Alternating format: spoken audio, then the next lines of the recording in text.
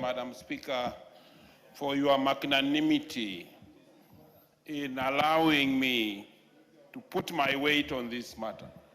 Madam Speaker, I think we are only left with 349 days to the election.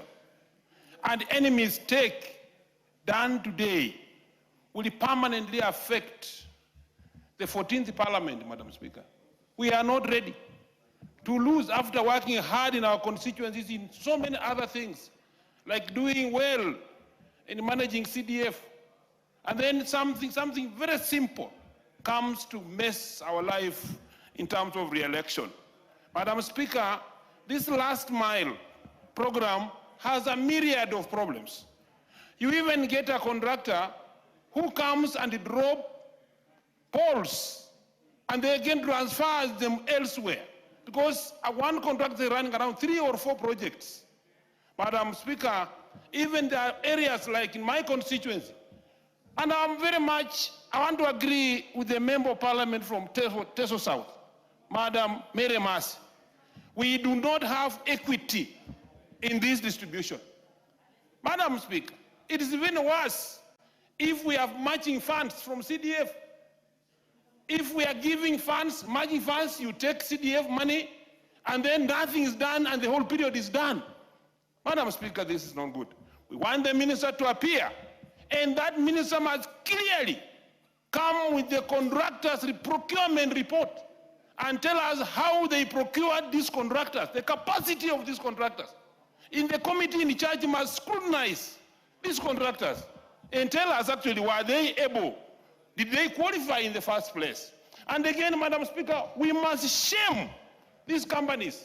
We need power. We need power, Madam Speaker. We need power.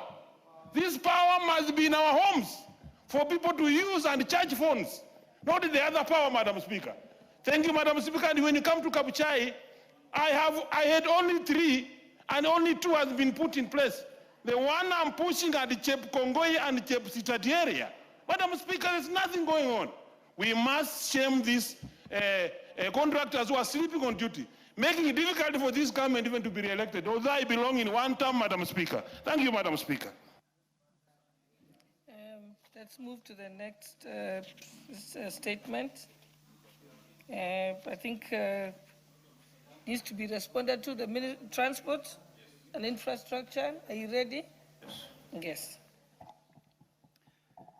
Thank you, Madam Speaker, for giving me this opportunity to read the response in the request to the statement sought by the member for Nandi County, Honorable Cynthia Muge. Honorable Speaker, in the statement, Honorable Muge sought to establish an explanation on why the Rivertex-Sipkaren River Road, particularly the section traversing Mosop constituency, has not been routinely maintained despite the existence of a valid maintenance contract. She also sought to know the details of the routine maintenance works contract for the road, specifying the identity of the current assigned contractor, the contract sum and the duration, and the specific maintenance activities that the contractor is obligated to undertake vis-a-vis the activities, if any, has been undertaken. She also sought to understand the oversight mechanism by the Ministry to monitor the contractor's performance and the reasons as to why the current road had been neglected for a long period of time. She also sought to know the immediate measures the ministry plans to put in place to ensure that the overgrown vegetation around the road is cleared and the drainage system is unblocked. She also sought to know the long-term measures that the ministry intends to implement and guarantee proper supervision of the routine maintenance contract and ensure that the road is maintained to the required standards. Honorable Speaker, I beg to respond as follows, that regarding the road, regarding why the road has not been routinely maintained, the ministry submitted that the road project is located in both Uasin Gishu and Nandi County, and the road is currently under maintenance from 0 kilometer to 12 kilometer that begins from Kapsaret area within Uasin Gishu County. So the road is under maintenance. Number 2, regarding the 3 link roads, the ministry submitted the Rivertex-Sipkaren River covers 14.0 kilometers in Uasin Gishu County and 33.34 kilometers in Nandi County. Kabiemit and Kaplemur covers 3.95 to Nandi County, and St. Teresa Sugoi B dispensary covers 4 kilometers in Uasin Gishu County and 4.085 kilometers in Nandi County. The project was substantially handed over on 18th April 2024, and it entered into a defect liability period of 12 months, and the maintenance period is 36 months and is scheduled to end in April 2028.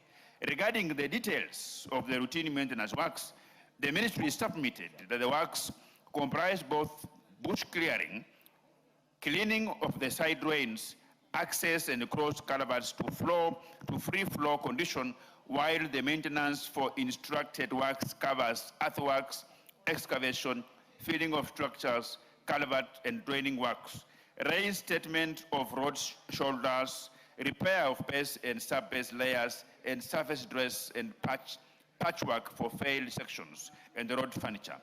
The contractor engaged is called Kabuito Contractors Limited. The duration of the contract is 36 months, and the contract sum is Kenya shillings 302,815,680. Regarding the contractor's progress, the ministry submitted that instructions to commence maintenance works were issued, and the contractor started the works in November 2025. As earlier explained, the contractor began working from Kapseret constituency in Uasin Gishu County, and as she progresses towards Mosop constituency and has mobilized several teams to ensure that the works are completed within the timeline. With regard to the oversight mechanism, the ministry submitted that the site meetings are being held in order to monitor the contractor's progress while at the same time bringing out the challenges being faced so that solutions could be sought beforehand. In regard to the immediate measures, the ministry submitted that the contractor has been given firm instructions to do heavy bush clearing, increase additional bumps and warning signs to help curb the rising number of accidents along the road. Lastly, Honorable Speaker, with regard to the long-term measures, the ministry submitted that the measures put in place are to continue strengthening contract management and supervision by increasing the frequency of site inspections, enforcing contractual obligations, and performance monitoring, and ensure timely certification of completed works based on compliance with prescribed specifications. I thank you, Honorable Speaker, and this is what the ministry has submitted in the response to the statement sought by the Honorable Mugi. Thank you. Okay. Honorable Member for Nandi County, are you satisfied with the...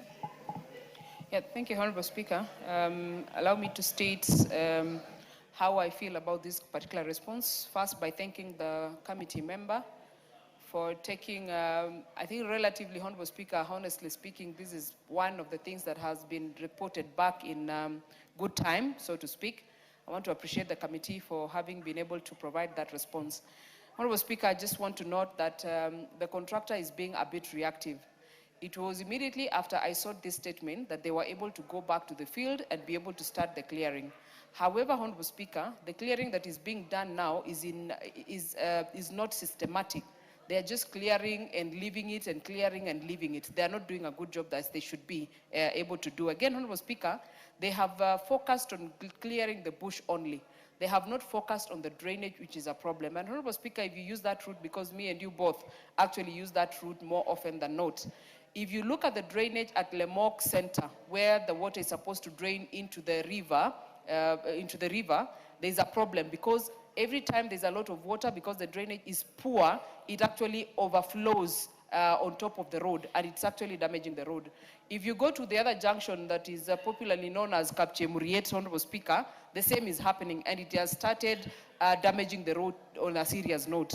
If you go further down to Ndalat, Honorable Speaker, and to Malando, Honorable Speaker, and if you go to Salient, where the river, where Kipkaren River crosses, there is a huge problem. The contractor has not been able to repair and actually replace the guardrails. And you know how much that water is, Honorable Speaker. It is looking very dangerous, and as you approach the bridge, which is quite big, there is a lot of damage on the tarmac, and it has been like that for the last several months. And the efforts to make sure that this particular contractor actually comes to site and repairs, especially the part that has the bridge, has been futile. We've not been able to get any support from them, and they have not been able to go there. And Honorable Speaker, this leaves me asking a lot of questions. The job and the contract entails that this contractor is supposed to do routine checks to see if the drainage is okay, if there is any problem with the road itself, if there is a problem with the guardrails that have been installed along that road. But it looks like this contractor, Honorable Speaker, is not paying attention to any of that. And if we continue like this, Honorable Speaker, we will be risking having a very pathetic road in another very few years, Honorable Speaker. And it would be cheaper to have the roads maintained when they are still maintainable, as opposed to waiting for it to completely wear out, so that we are, then it requires that we do a new road altogether. So, Honorable Speaker, I appreciate the response, but again, I want to ask that this contractor, through the ministry, is able to do their job diligently, be able to do the maintenance and the clearance, and pay attention to the drainage, so that we are able to save the taxpayers' money and have this road actually maintained and be in good condition for a better and longer time. I appreciate the response, Honorable Speaker. Thank you, Honorable Baraza. Have you noted what she has said? Thank you, Madam Speaker. I have noted, and I want also to confirm that even myself and the people from Western, we use this road quite often. And may I suggest that I will get to the ministry today, so that when we are going home, maybe over the weekend, the ministry can arrange a small site meeting along that road, so that we can actually ensure that whatever the contractor is doing is not knee-jerk reaction, and that the concerns raised by the honorable member, who is a very serious honorable member, can actually be taken into account, especially even now as you move towards before you the junction that goes now to Kipkaren River. There is that bridge, is really a very small bridge, and at times when it gets flooded. And the ministry has actually committed that they are going to sort this matter out. And as a committee, we are going to follow up this matter, like our life depends on it, Madam Speaker. Thank you very much. Thank you. Let's move to the next order. Order number 8, procedural motion, exemption of specified business from provisions of Standing Order 43. And Majority Leader, because it's just a procedural motion, there's no need to belabor the point. Yes, just move it, second in one sentence, and then we proceed. Thank you, Honorable Speaker. Honorable Speaker, I will keep to my style. When it comes to procedural motions, we don't belabor the point. Honorable Speaker, I beg to move that this House resolves to exempt the business appearing as Order number 11. Order number 11, Honorable Speaker, is the Trust Administration Bill, National Assembly Bill, number 29 of 2026. In today's order paper, from the provisions of Standing Order 43, being a Wednesday morning, a day allocated for business not sponsored by the majority or minority party or business sponsored by a committee. Honorable Speaker, this bill, the Trust Administration Bill, is an important piece We debated it yesterday. Yes, Everyone knows yes. how important it is. Yes. So just have somebody second. But I need to put it on record why we are actually seeking that it's procedural. Yes. Yesterday there was, it was No, spoken it's to. it's at procedure, length. Honorable Speaker, that I say why. Because this is an important piece of legislation, and this piece of legislation needs to take precedence so that we finish it in good time, so that we have the committee of the whole in the afternoon, Honorable Speaker. And with that, I beg to move and request the Honorable Cecilia Muge to say, I second. It's Cynthia Muge. I second, Honorable Speaker. Thank you.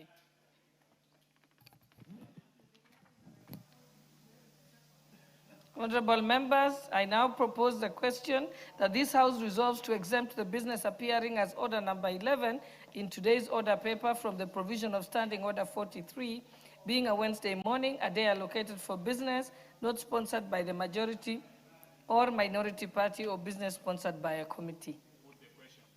Honorable members, I now put the question that this House resolves to exempt the business appearing as order number 11 in today's order paper from the provisions of Standing Order 43, being a Wednesday morning, a day allocated for business not sponsored by the majority or minority party or business sponsored by a committee. Will as many as of that opinion say aye? Aye. Will as many as of the contrary opinion say nay? Nay. The ayes have it.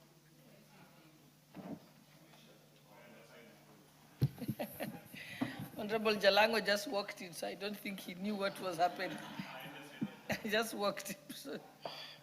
Proceed. Order Next number order. 9, the Employment Amendment Bill, National Assembly Bill number 62 of 2023, second reading, resumption of debate. Yes. We had very robust debate on this, and I think we having done that, I think it is proper that we call the mover to reply on this so that we move forward. But debate was good, people made their points, contribution, and the mover of this motion, Didmas Barasa, who I have seen here. I think Honorable Pokose can actually reply on his behalf. Honorable Pukose. Honorable Speaker, my colleague has just gone out, Honorable Titimas Barasa, who is the sponsor of this bill, the Employment Amendment Bills 2023, and on his behalf, I want to thank the members for their contribution. Honorable Pukose, I Yes. realized I needed to put the question before. Honorable members, I now put the question that the Employment Amendment Bill, I now propose the question that the Employment Amendment Bill. Oh, yes. Honorable members, I now put the question that the mover to reply. Will as many as of that opinion say aye? Aye. Will as many as of the contrary opinion say nay? The ayes have it. Proceed. Honorable Speaker, on behalf of Honorable Didmas Barasa, member for Kimilili, and the incoming governor for Bungoma, I wish to thank the honorable members for their contribution to this Employment Amendment Bill. This is a very important bill, Honorable Speaker, as you are aware that this bill will be able to resolve many outstanding issues, especially in terms of transfer of people. And you find that sometimes people are transferred as a punishment, and you are transferred to a very harsh environment. And therefore, this has to come to an end. And with this bill being passed, and I want to thank the honorable members on behalf of Honorable Didmas Barasa for their contribution. And with those few remarks, Honorable Speaker, I beg to reply. Honorable members, I now put the question that the Employment Amendment Bill, National Assembly Bill number 62 of 2023, be read a second time. Will as many as of that opinion say aye? Aye. Will as many as of the contrary opinion say nay? The ayes have it. A bill for an act of parliament to amend the Employment Act 207 and for connected purposes. Order number 10, Committee of the Whole House. Are they ready? Are they ready for the committee stage? Okay.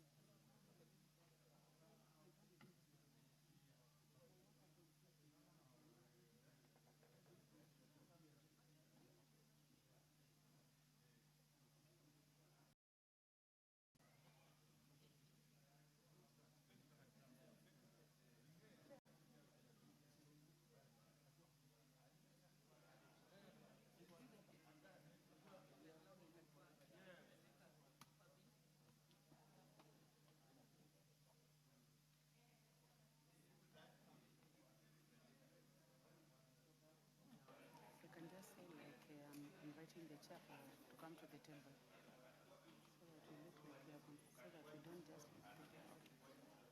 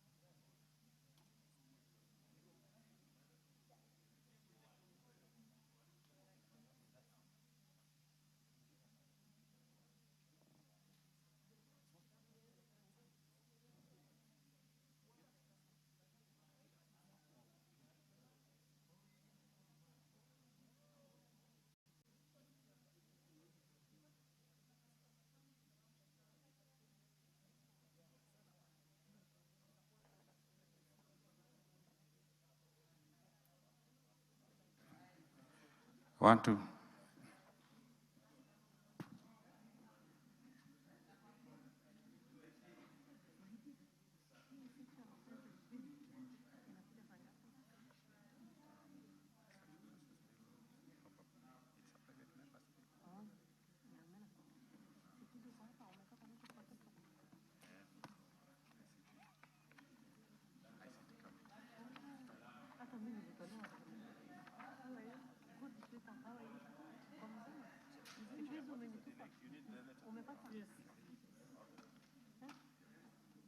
Inakuja saa ngapi? Is it possible ikuje before? Committee of the whole will take how long? An hour. And this one?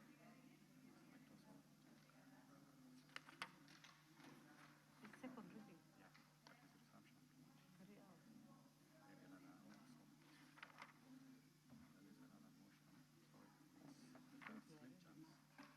3 hours. So we can talk to people baadaye. We don't want to risk.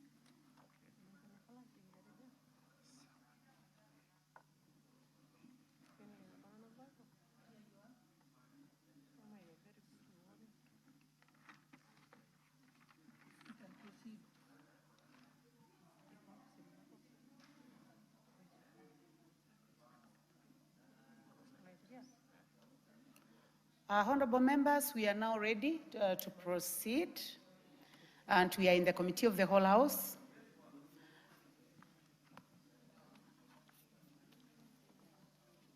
And the bill that we are handling today is the Basic Education Amendment Bill, National Assembly Bill number 3 of 2025. Clause 3. I propose the question that clause 3 be part of the bill. Chair? Mover? And the mover is the Honorable Kajwang, and he has the authority to proceed.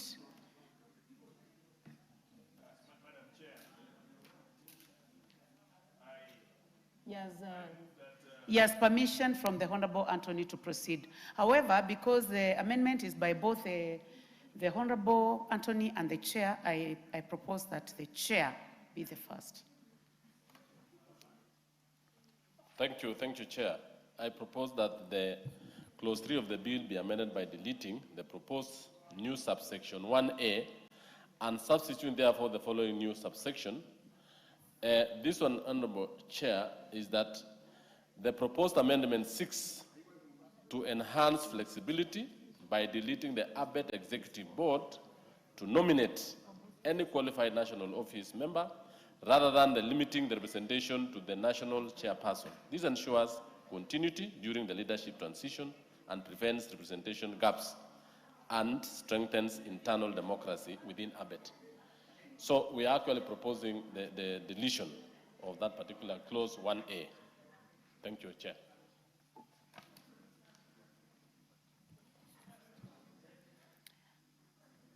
I propose the question that clause 3 be amended as proposed by the Honorable Chair Education. Honorable TJ, you have a similar amendment, so you may go ahead and comment on this.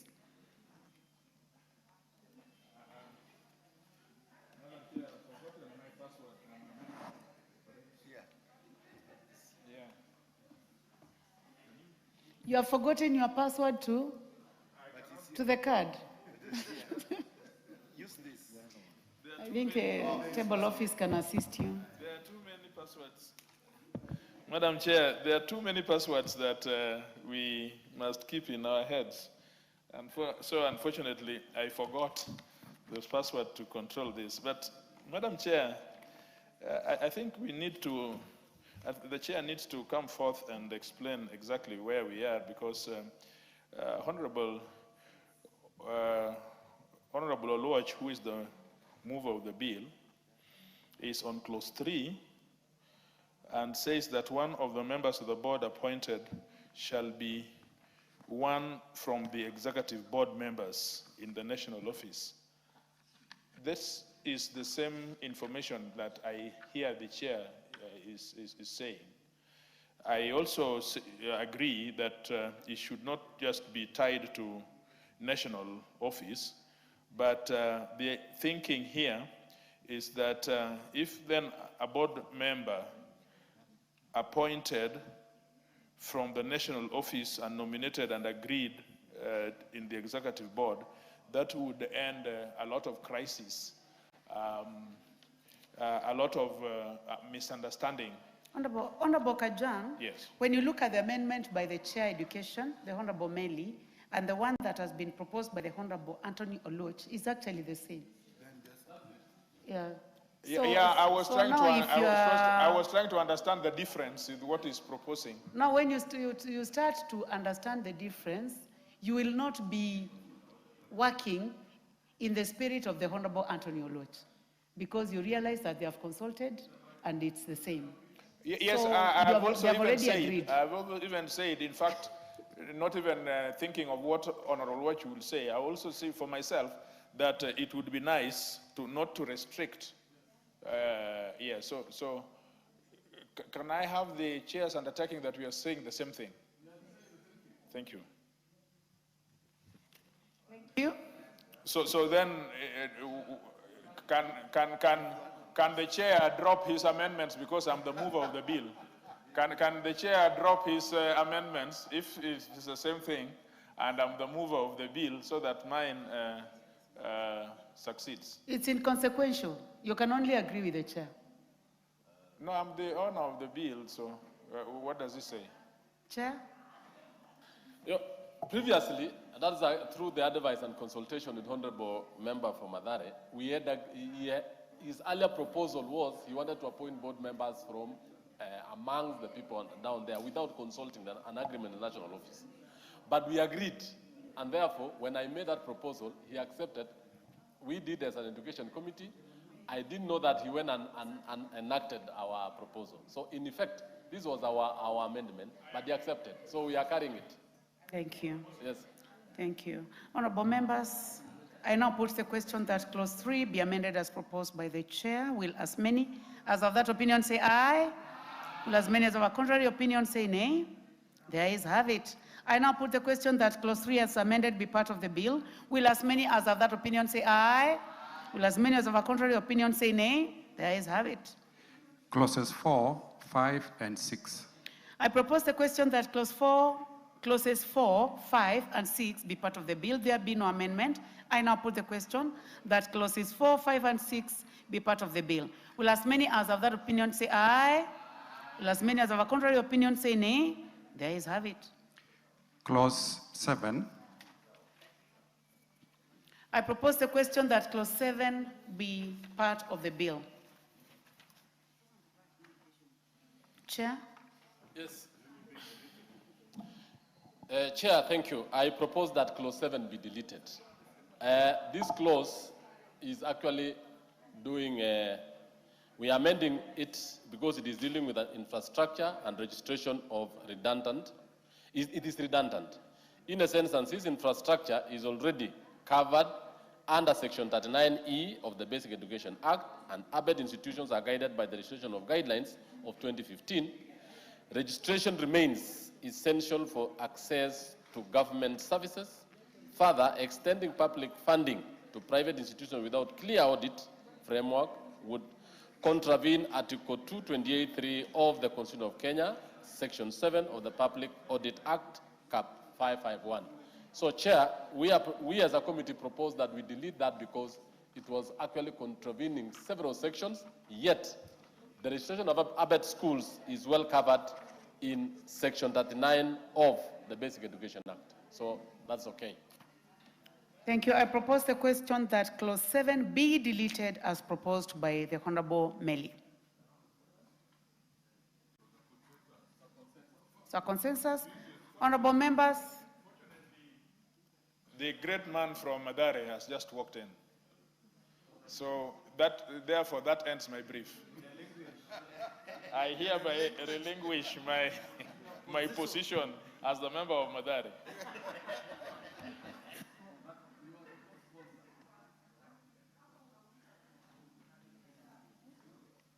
Honorable Anthony, would you like to say something about deletion of clause 7?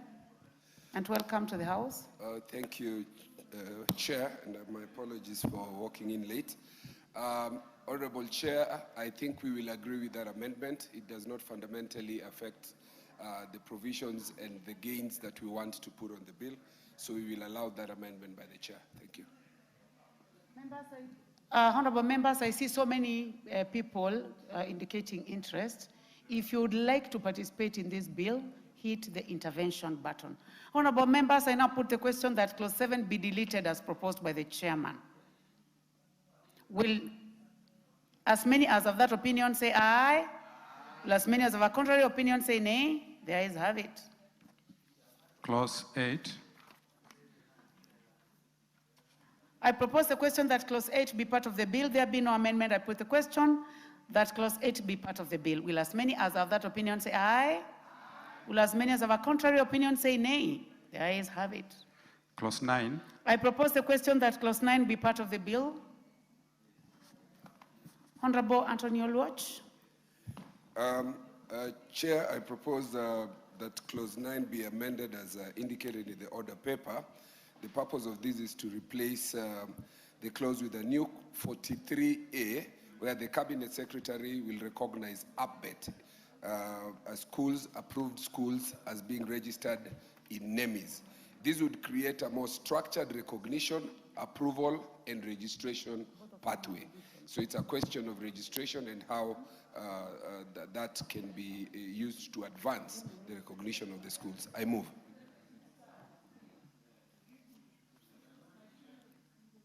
I propose the question that clause 9 be amended as proposed by the Honorable Anthony Oluoch. Chairman.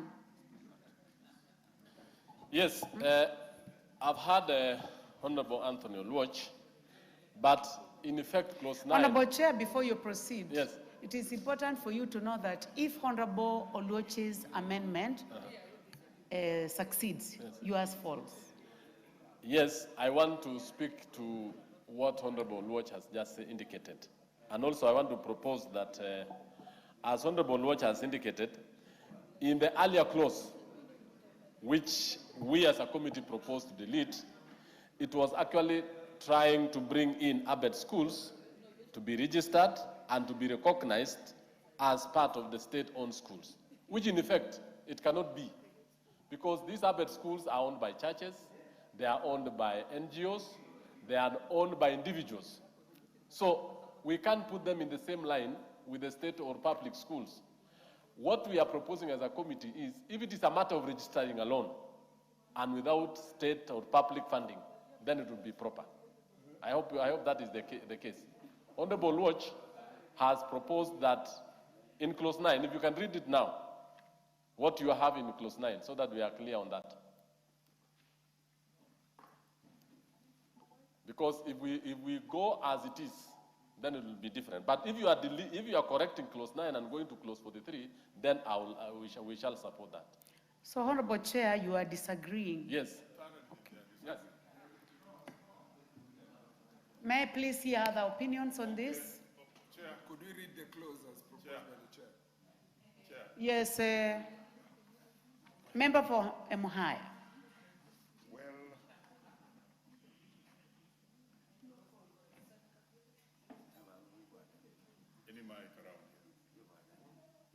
We are trying to trace you on the radar. Honorable Chair, I think Honorable Watch and the Chair Education need to quickly move and agree, because these two were the biggest bone of the longest contention, and veteran is in the House, Wakili, and indeed there was a consensus which they should bring to the floor, because we said instead of making sure that these schools don't get registration and recognition, they simply agree that we begin at a point of recognizing them, and then the funding will follow later. And I think that took a lot of time in many places, in many spaces, including the House Business Committee and the other committees. And as they come on the floor, they should have now agreed on this so that it's seamless. Otherwise, they'll make us go into voting, and if we get to that level, you'll find that later on, we may even be called upon to recommit some of these clauses. So they really need to agree, because they have been meeting. Thank you.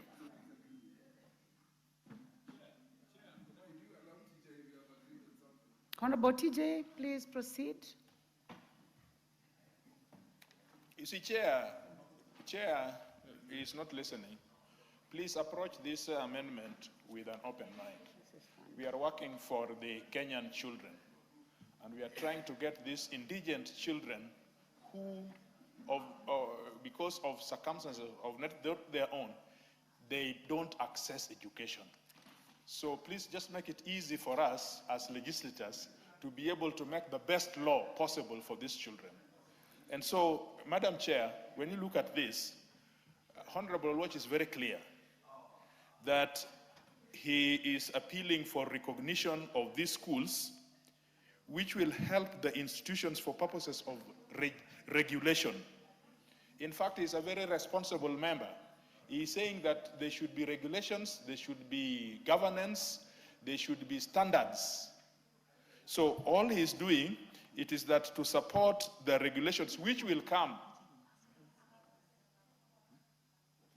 And I have an amendment. I have an amendment which we will come to, which speaks to regulations.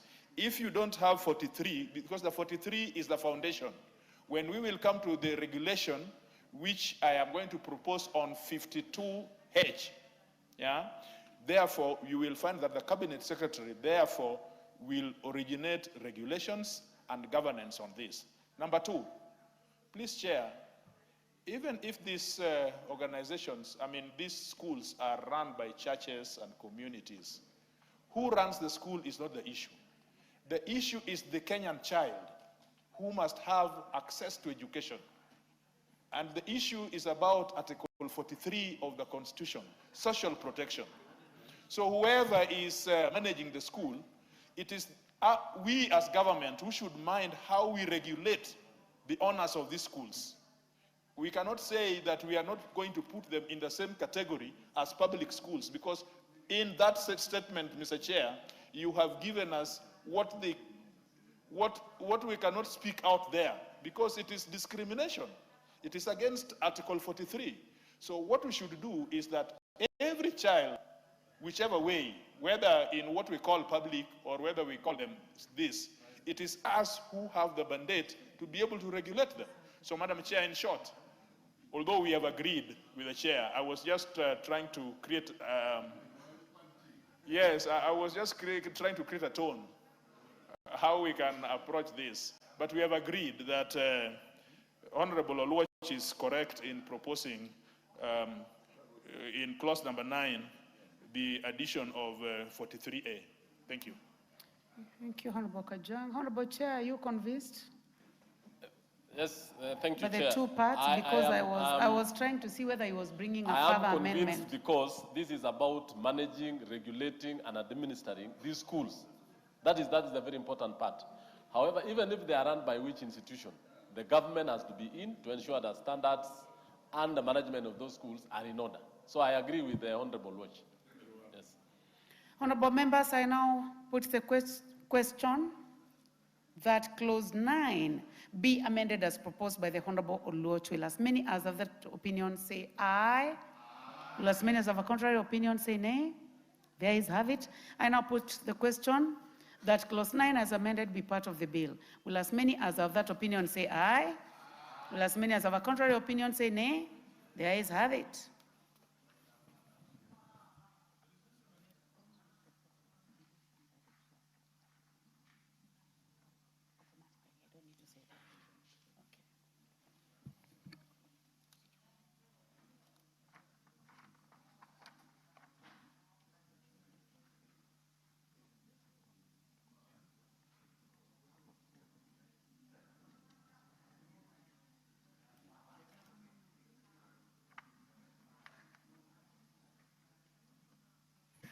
Honorable members, you realize that clause 10 has several amendments, actually 4, so we just go systematically.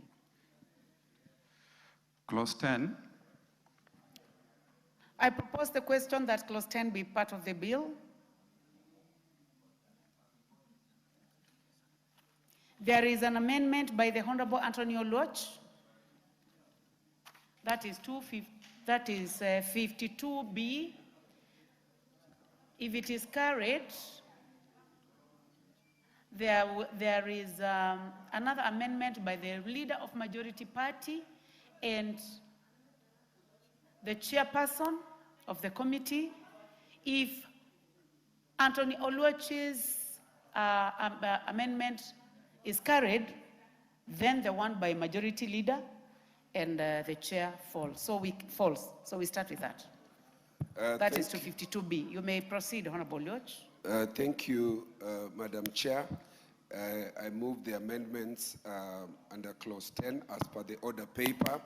And the import of this, Madam Chair, would be to remove the word shall, because in our original bill, the word shall imported an indication that an imperative that imposed an obligation, a mandatory obligation upon the government to provide capitation.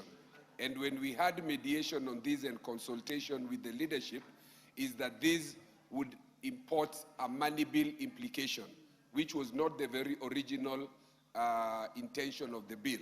And so we agreed that let us step back, allow ourselves to first get recognition and registration, and live to fight another day on issues of capitation.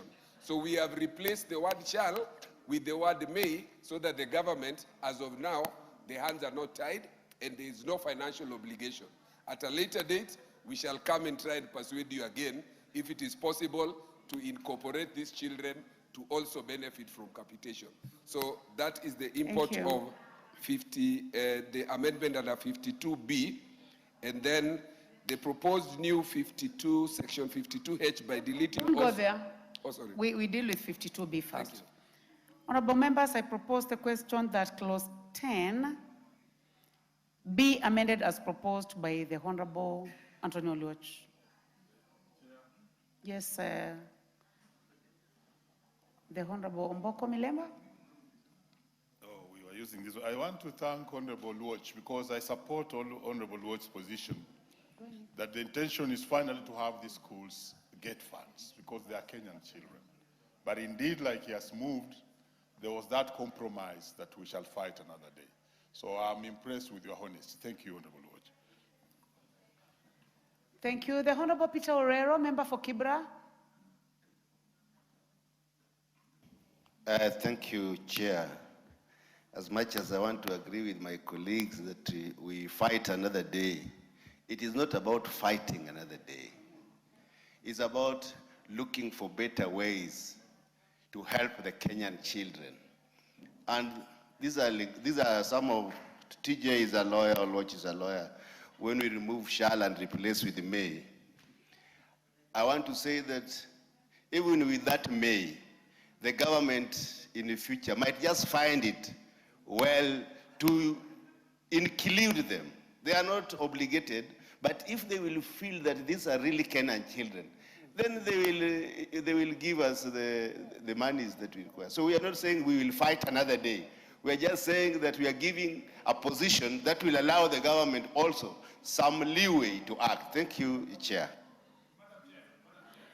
Honorable Ajang.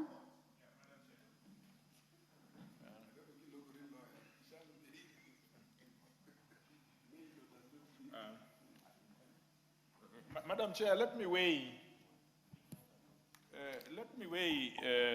in this shall and may. Although the chair seemed to think, and Oluoch agrees, that the change of may makes it better for government as of today, nothing is far from the truth. May can be used, which means either discretional or directory. In this use where we are, it is actually directory. Chair, look at this. Once this education sector have been recognized, your hands are tied. You have to bring a budget proposal to this house. You have to do, the ministry must do planning, they must do policy, they must find where money is. You must bring to us a budget proposal that covers this group of people.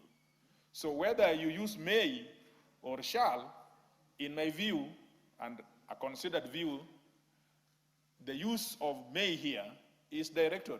So while I support Honorable Oluoch for being magnanimous in trying to, and being also expeditious, I think Honorable Orero is right, that once we have passed this, we don't even have to come with another legislation here. We will only come on a budget day and ask the chair what he has done about this group of people. Thank you. Honorable members, I would like to go ahead and put the question on the first amendment. Okay, Chair. Yes. Thank you, Chair. Chair, I want to speak to this and agree with Honorable Watch. We did had a give and take on this. The reason is that these are Kenyans, and in future when the economy grows and when we have better resources, they have a right to be funded. It is part of our population. And we did agree that so that it doesn't become a money bill and become a burden to this house, we decided to use the word may, which in effect, in future, it shall be, as Honorable Kajwang has indicated, it will take the position of giving a direction to the government. And it will not be for the interest of anyone, it is for the interest of the nation. I support that particular amendment.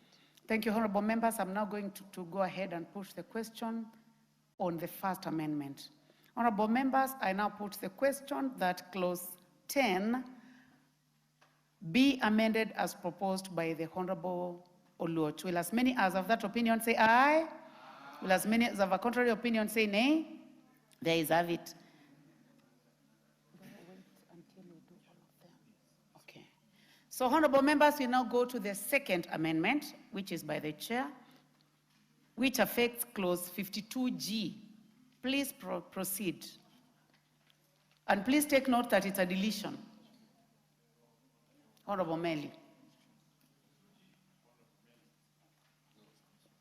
He's consulting, so take your time, Chair.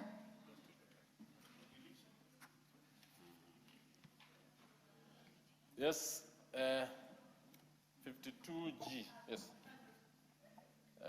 Honorable Chair, I propose that clause 52G be deleted. Chair, that proposal is because the Cabinet Secretary cannot directly determine levies charged by ABET institutions due to their private ownership. An attempt to fix their fees or levies would conflict with the Basic Education Act and rights. What actually we are trying to say is that, yes, the CS cannot just indicate what levies the private schools or the ABET schools can charge. And yet, the ownership and all the management of the school are not in the direct mandate of the government. But he can regulate and give direction on policies, how the schools can run. So I propose that this particular section be deleted. Thank you, honorable members. Honorable members, I now propose the question, which is that clause 10 be amended as proposed by the Honorable Meli. I now put the question that clause 10 be amended as proposed by the Honorable Meli. Will as many as have that opinion say aye? Will as many as have a contrary opinion say nay? The ayes have it. I now go to the third amendment, which is by the Honorable Anthony Oluoch, and it touches on 52H. So if Honorable Oluoch's amendment to 52H is carried, the amendment by the Leader of Majority Party and the committee chairperson will automatically fall. So please proceed. Honorable Chair, I move the amendments under clause 10, touching on 52H as per the order paper. And the purport of this, Madam Chair, is to insert the following new sections immediately after the proposed section 52H. And it is to put conditions for the registration of ABET schools. Honorable Oluoch, I think you are reading the wrong clause. Please make reference to to 52H. This is the one under clause 10B. Yes. So let me take this again. Chair, I move the amendments under clause 10 be as per the order paper, and just like the initial one, under 52H, we are deleting the word shall, appearing immediately after the word government, and substituting, therefore, the word may, and the arguments I advanced in my initial argument apply to this one, to which the chair agreed. I so move. Thank you. Honorable members, I propose the question that clause 10, touching on 52H, be amended as proposed by the Honorable Oluoch. Will as many as have that opinion say aye? Will as many as have contrary opinion say nay? The ayes have it. I now put the question that clause 10 be amended.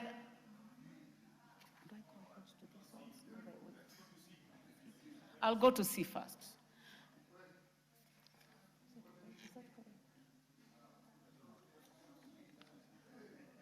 Honorable Meli, before I put the question. It's okay.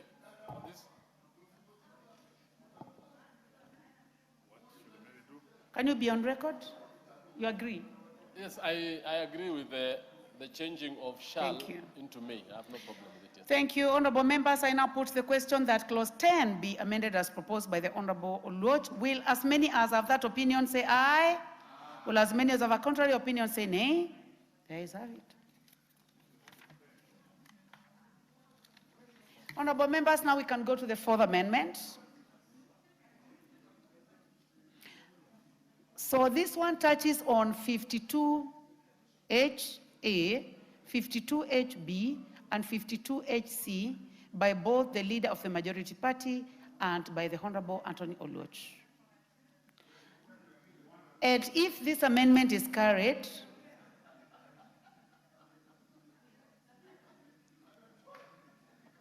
the one by the Leader of the Majority Party and the Honorable Anthony Oluoch is carried, the amendment by the Honorable Kajwang will automatically fall. So let us proceed with that in mind. Honorable Anthony? Yes. I think the best thing is we take each by step, because No, don't shake your hands, your head. You give me negative vibe. The thing is, in my amendment, there is subsection 2, which is peculiar to what the leader of majority is saying and Honorable Oluwach. You need to understand that. And so, in fact, I would really ask that because my amendment is bringing a new import, subsection 2. In this case, therefore, I should be the first person to be heard on it. It is a new import. There is subsection 2, which is very important in regulating the whole of 52 HA. I don't know if I'm clear, Madam Chair.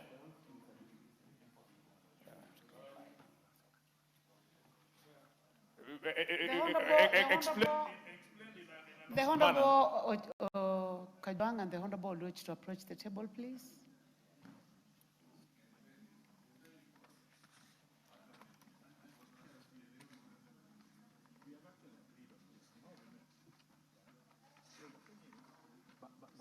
The issue is, you see what we are, yes.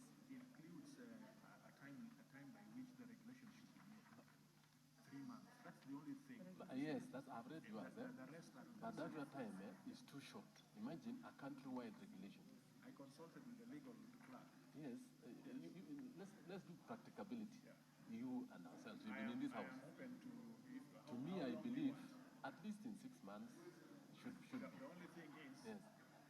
In the other amendment which will come, yes, in the transition, which we have told them to give it 6 months, which the affiliate schools should have applied for registration. So that is why, if we got a shorter period of time, they bring in the regulations, then allows these people to register within 6 months.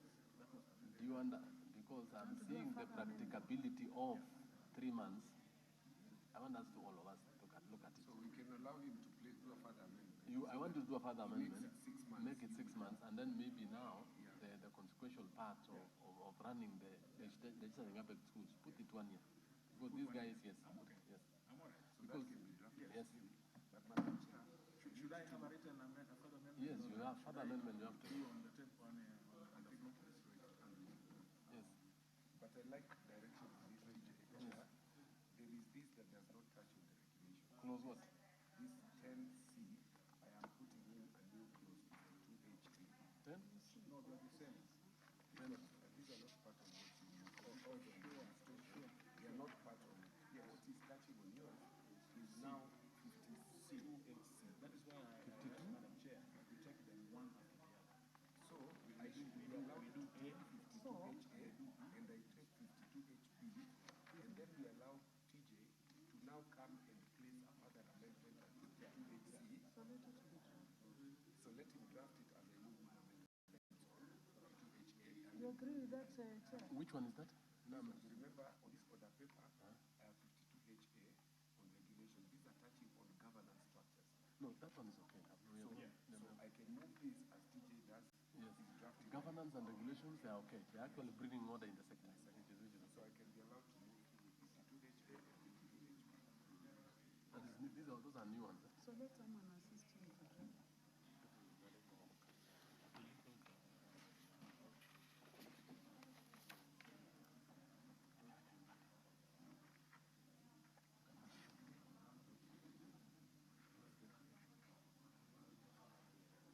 So, Honorable Oluoch, you are going to move 52HA and 52HB as the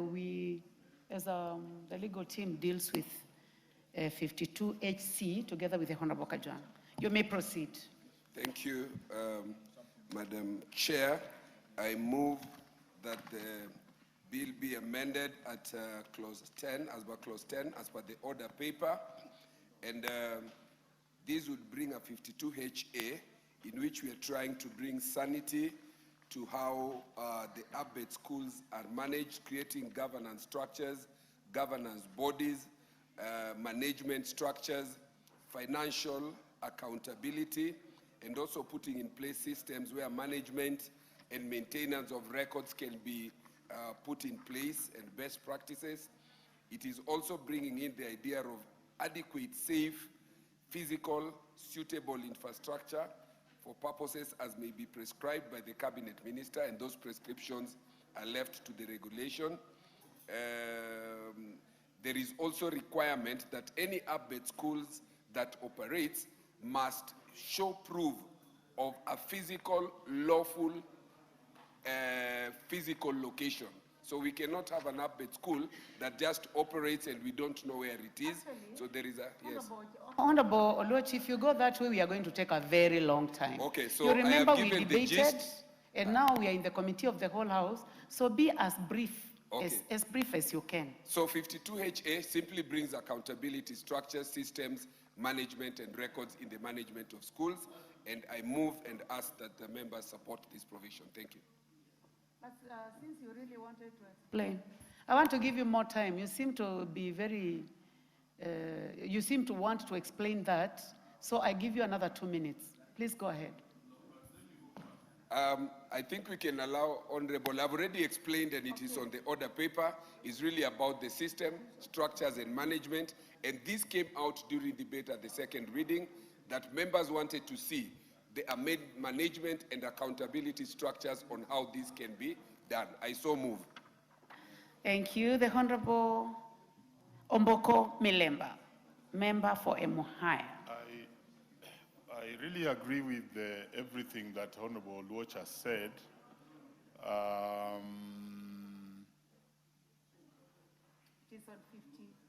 And therefore... 52 HA and 52 HB. No, Honorable Chair, when he spoke the second time, I think he was able to solve whatever gray that was inside me. So I think it's well explained. Thank you. Honorable members, I now propose the question that clause 10, particularly touching on 52 HA and 52 HB, be amended as proposed by the Honorable Anthony Oluoch. I now go ahead and put the question because I do not see any further interest in this. I now put the question that clause 10, touching on 52 HA and 52 HB, be amended as proposed by the Honorable Anthony Oluoch. Will as many as of that opinion say aye? Will as many as of a contrary opinion say nay? The ayes have it. I would now like to go to 52 HC and give a chance to the Honorable Kajwang. HB, B first.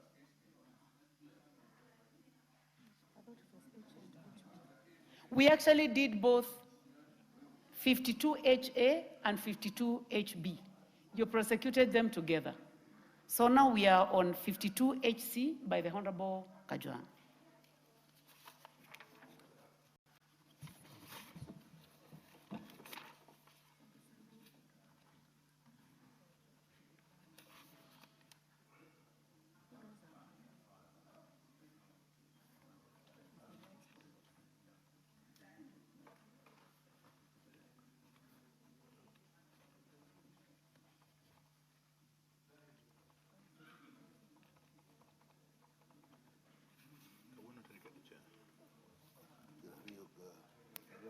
I call upon the legal counsel I'm to ready. finalize.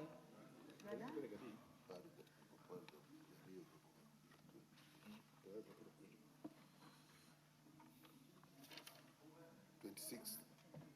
It's 26th.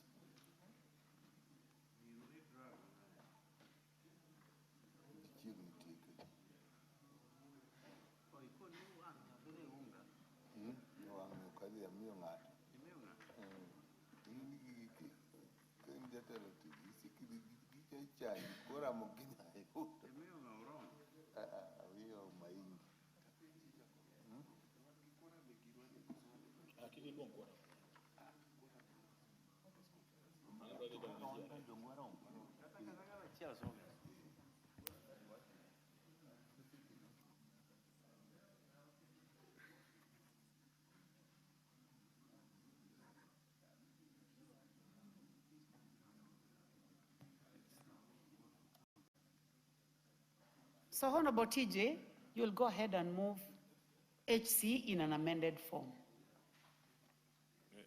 Yeah. First of all, I think let us deal with the further amendment that I move that 5HC be further amended to replace the word 6 for 3. I think you need to put the, Madam Chair, probably you need to put the question on the further amendment from 3 to 6, meaning I'm asking that, that the word 3 be replaced with the word 6. You know, Honorable Kajwang, you have not even moved. So please go ahead and move, then we can deal with the... I see. Yeah, so Madam Chair, I move as per the order paper clause touching on 52HC. Honorable members, I now propose the question that clause 10, specifically touching on 52HC, be amended as proposed by the Honorable Kajwang, TJ Kajwang. I therefore move a further amendment on 52HC subsection 2, that the words 3 be replaced with the words 6. The import of that amendment would be therefore to ask the Cabinet Secretary to publish his regulations within 6 months instead of the initial that I've proposed 3 months. I realize that 3 months would be quite a tight or a short period of time. If the regulations are published within 6 months, they come to the House to the delegated legislation, and within 7 days, they have to be laid before us here, and we would have to process them within period of time. I also, because we have consulted with the chair, when I will come to my amendments proposed in the transition, I will be asking that period be extended to 1 year, so that 6 months publication of the regulation, allowing a period for us to process that regulation, and then learners can apply within 1 year of those regulations. So, Madam Chair, I propose that further amendment. I think we need to deal with it. We need to take a vote on it first. Honorable members, I'll put the question 2 times. Honorable members, I now put the question that clause 10, touching on 52C,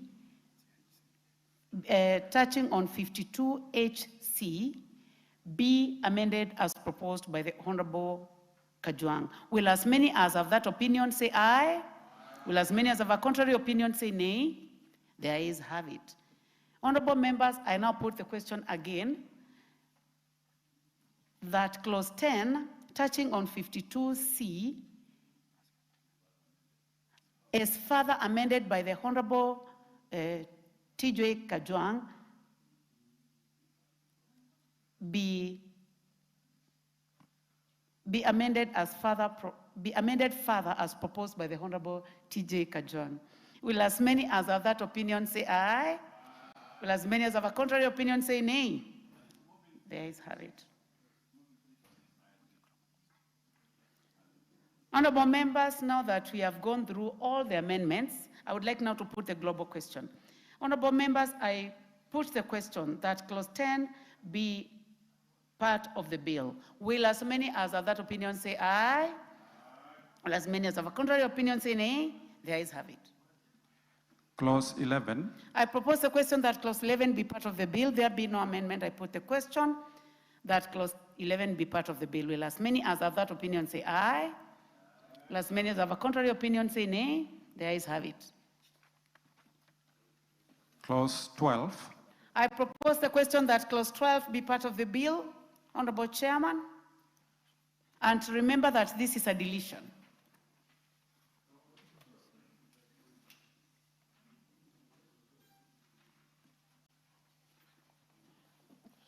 Thank you. Thank you. Clause 12 be deleted, and this is entirely on funding of private institutions contrary to the legal framework, and public resources under the Basic Education Act are strictly or directed into public schools established by the state or by the government.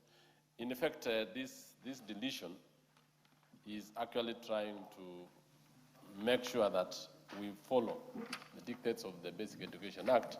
I know Honorable Member for Madare went further to do amendments to it, to some sections of this, but the committee saw it fit that we cannot fund private institutions across the country using public resources. I propose deletion. Honorable members, I now propose the question that clause 12 be deleted as proposed by the chairman. The Honorable Antonio Lodge. Chair, while I agree in principle on the issue of the funding because of the money bill implication, I do need to go on record because I have labored to try and convince the committee, including the chair. There is no third tier public schools that we are creating called UPBET. There are only two sets of schools under the Basic Education Act. One is public, the other one is private. UPBET schools are not private schools, and we are not asking the government to fund private schools. When that sinks, then we will be on the same page. What we are saying is there is some schools that operate within informal settlements, and under Article 43 of the Constitution, there is some exclusion that is happening. So within the confines of public schools, we accommodate these informal schools that operate there. They are still part of our public. They are not private. The governance structures that we have already passed already speak to that question, why this category of public schools within a certain lane in informal settlements must meet the governance structures, leadership, accountability, and financial, so that we don't live here that these UPBET schools are private schools. They are not. So I hope that settles on our mind that when we are passing this bill, we are not creating a funding mechanism for private schools. UPBET are not. In fact, in the long run, we are seeking to mainstream them so that they come to the same level to the mainstream public schools in the manner they operate. I thank you. Honorable Chair. Yes, alternative provision of basic education and training is actually not private per se, but the management, the operations do not meet the standards of a public school. That is the only thing. What we are trying to do, I agree with you, Honorable Kajuang and Honorable Member for Madare, yes, but they have to be mainstreamed to the level is required.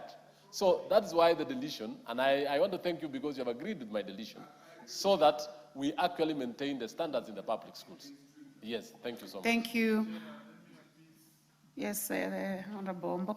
I came specifically for this because we really had wanted the schools to be funded.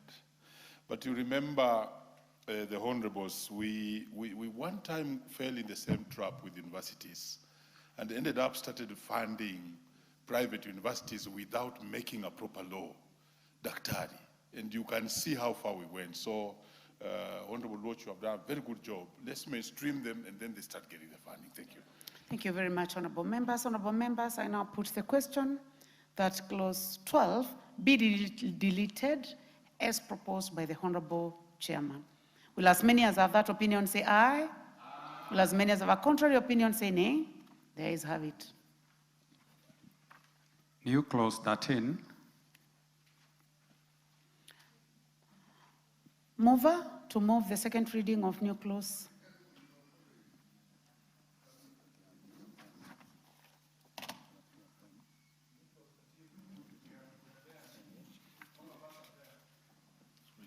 Yeah, the three of you actually.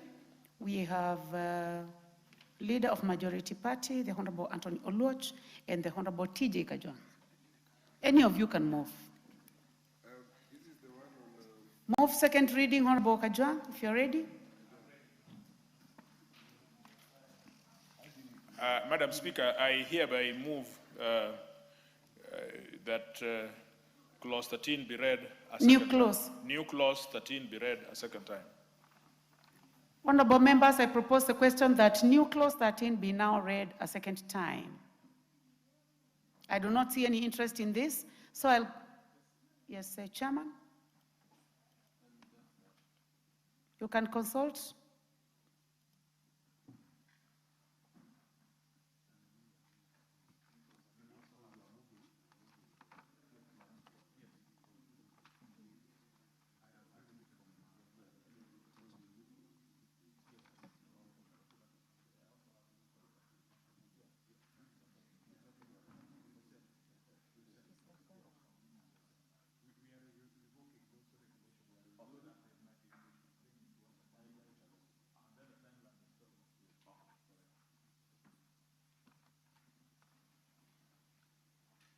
Chairman? We've consulted with the mover, TJ, and we're in agreement. So it's just to do a further amendment to make 6 to 12 months. I think he needs to pronounce himself on that. Clause 14. We are on 13, so we can proceed with 13. Honorable members, I now put the question that new clause 13 be now read a second time. Will as many as have that opinion say aye? As many as have a contrary opinion say nay? The ayes have it. I now propose the question that new clause 13 be part of the bill. I do not see any interest, so I now put the question that new clause 13 be part of the bill. Will as many as have that opinion say aye? Will as many as have a contrary opinion say nay? And the ayes have it. New clause 14. Madam Speaker, I move that new clause 14 be read a second time. Before you go there, I would like to call upon you to move new clause 14. First of all, move. I move, Madam Chair, that new clause 14 be read a second time. Honorable members, I propose the question that new clause 14 be now read a second time. Madam Speaker, I have a further amendment to new clause 14, and I seek to replace the word 6 with 12, meaning that the period for which learners would have to apply, or directors would have to apply under the APBET to the Cabinet Secretary should be 12 months instead of 6 months. This is, Honorable Kajwang, let's proceed this way. Because you already have an amendment, we first of all deal with that amendment. Fine. Okay. That's all right. So, honorable members, I now put the question that new clause 14 be now read a second time. Will as many as have that opinion say aye? Will as many as have a contrary opinion say nay? The ayes have it. I now propose the question that new clause 14 be part of the bill.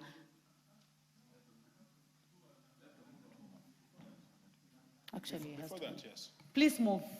Yes, I move that new clause 14 be further amended by deleting the word 6, replacing with 12.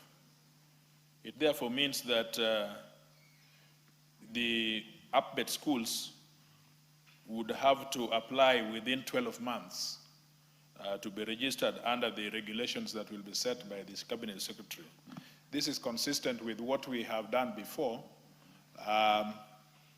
allowing the Cabinet Secretary to give his regulations within 6 months. And so within 6 months, after we have processed, the schools now can apply within 12 months to be able to be registered I so move. Honorable members, I now propose that new clause 14 be further amended as proposed by the Honorable Kajwang. Yes, Honorable Julius Meli.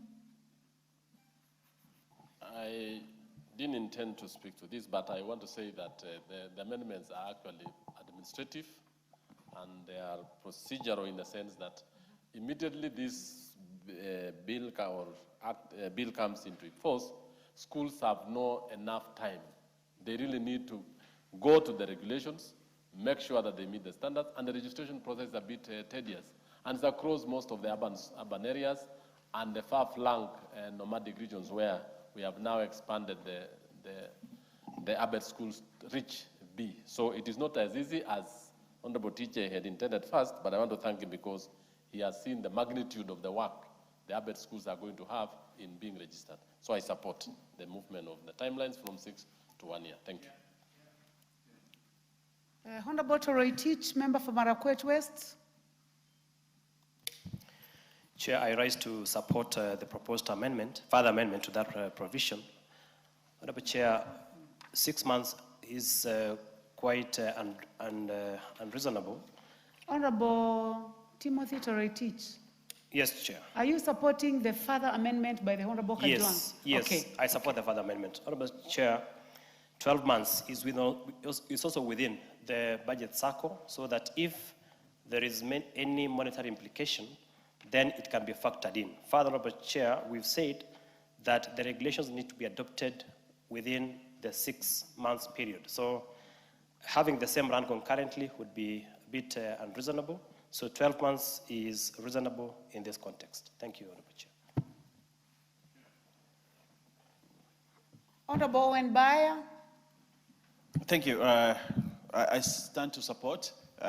We had a similar amendment ourselves in the majority side, the majority leader, and we agree that 6 months would have been very, very tight. And taking cognizance that we moved the regulations to 6 months, it's important that we also move this transition to 12 months, and therefore we support. Thank you. Honorable members, I now put the question that new clause 14 be further amended as proposed by the Honorable TJ Kajwang. Will as many as of that opinion say aye? Will as many as of a contrary opinion say nay? The ayes have it. I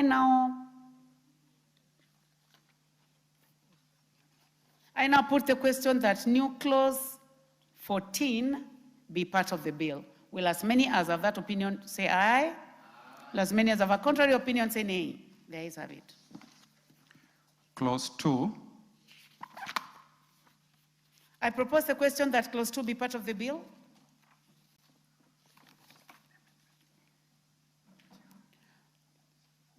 We have an amendment by the chair. If the chair's amendment is carried,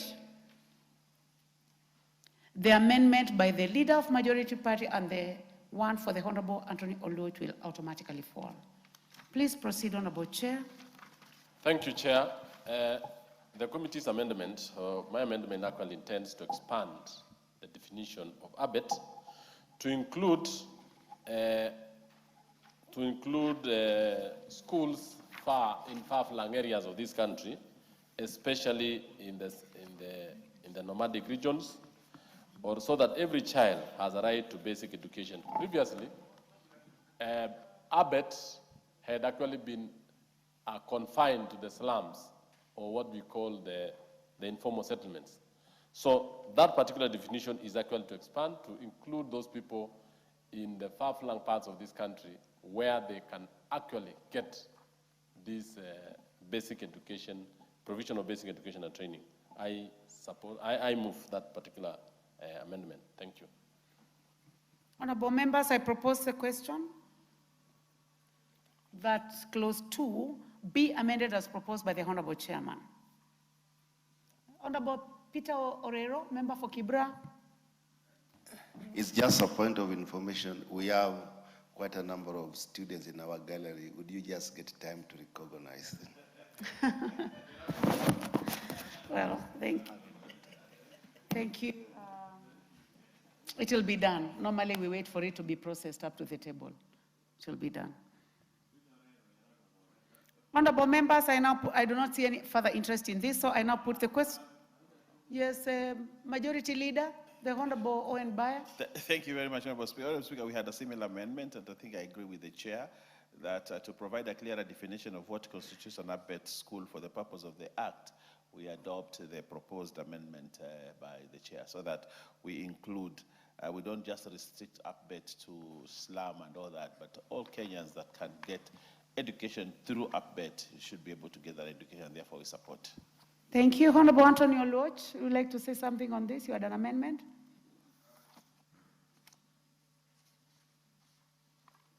Chair, I had a similar amendment. I do agree with the proposed amendment as moved by the Chair. I support. Thank you. Who is there? Toroitich. Honorable Timothy Toroitich, member for Marakwet West. Chair, I think this is a progressive amendment.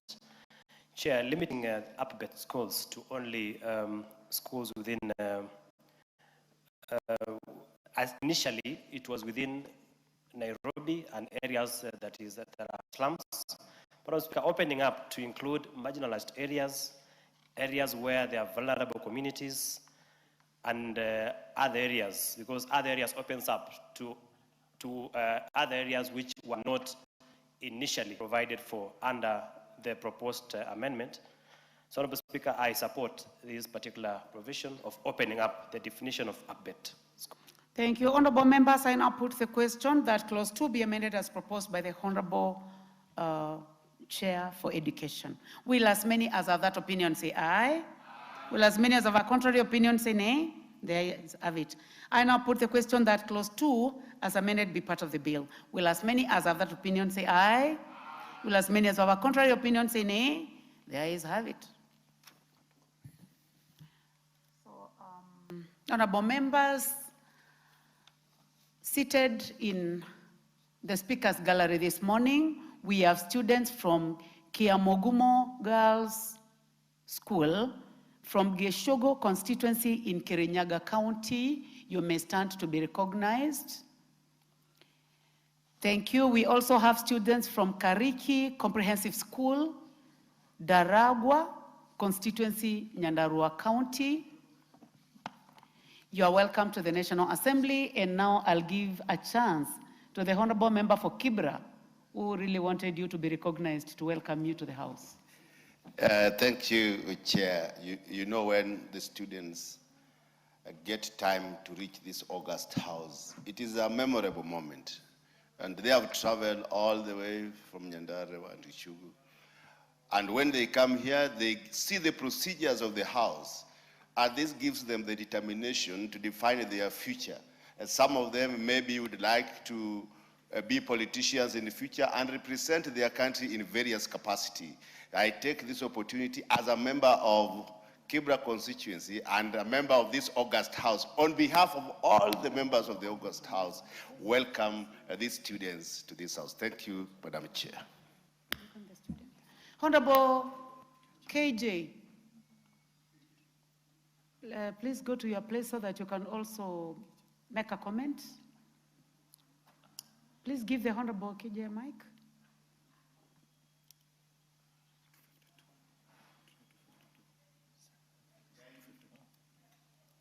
Honorable Speaker, I want to truly thank you. And I'm joining my neighbor, the Honorable Mwalimu Orero. Welcome these most amazing learners from our area and our jurisdiction, because we share we share a border with Mheshimiwa Orero, and some of the students, Madam Speaker, that you see in this most amazing school that Honorable Orero is developing are from our constituency, Madam Speaker.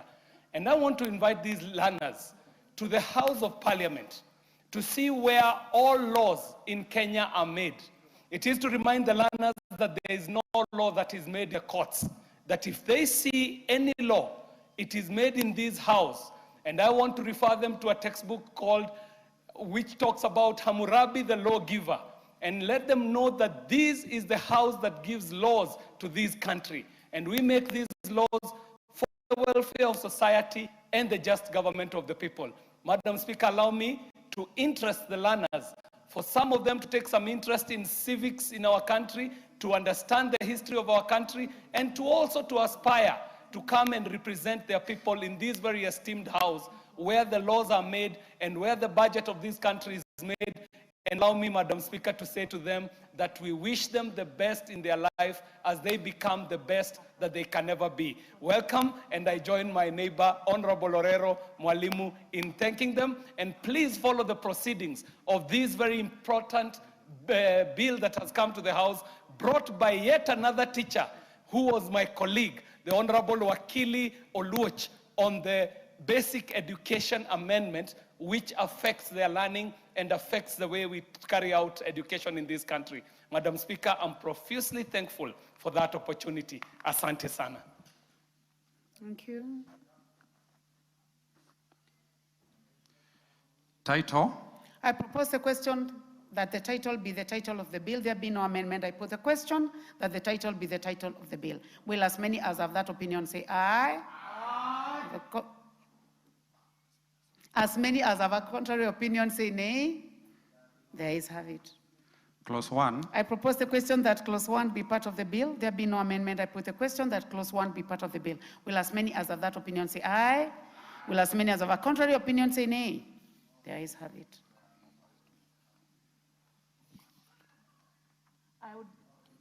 I now call upon the mover to move reporting. Mover, Honorable Watch. Please go ahead and move reporting. Thank you, Madam Chair. I beg to move that the committee do report to the House its consideration of the Basic Education Amendment Bill, National Assembly Bill, number 3 of 2025, and its approval thereof with amendments. I thank you. Thank you very much. I now put the question, which is that the committee do report to the House its consideration of the Basic Education Amendment Bill, National Assembly Bill number 3 of 2025, and its approval thereof with amendments. Will as many as have that opinion say aye? Aye. Will as many as have a contrary opinion say nay? There is have it. Honorable members, Madam Speaker.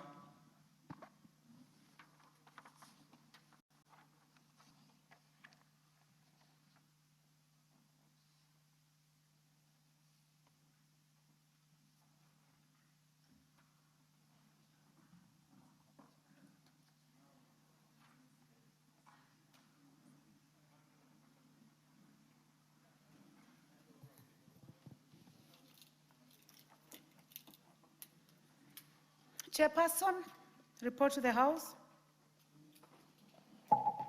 Thank you, Madam. Honorable Speaker, I begged to report that the Committee of the Whole House has considered the Basic Education Amendment Bill, National Assembly Bill number 3 of 2025, and approved the same with amendments. Thank you. Mover of the bill, Anthony Oloch. Thank you, Madam Speaker. Honorable Speaker, I beg to move that the House do agree with the committee in the said report. I also request the Honorable T.J. Kajwang to second the motion for agreement with the report of the Committee of the Whole House. Go ahead, Honorable Wakili Kajwang.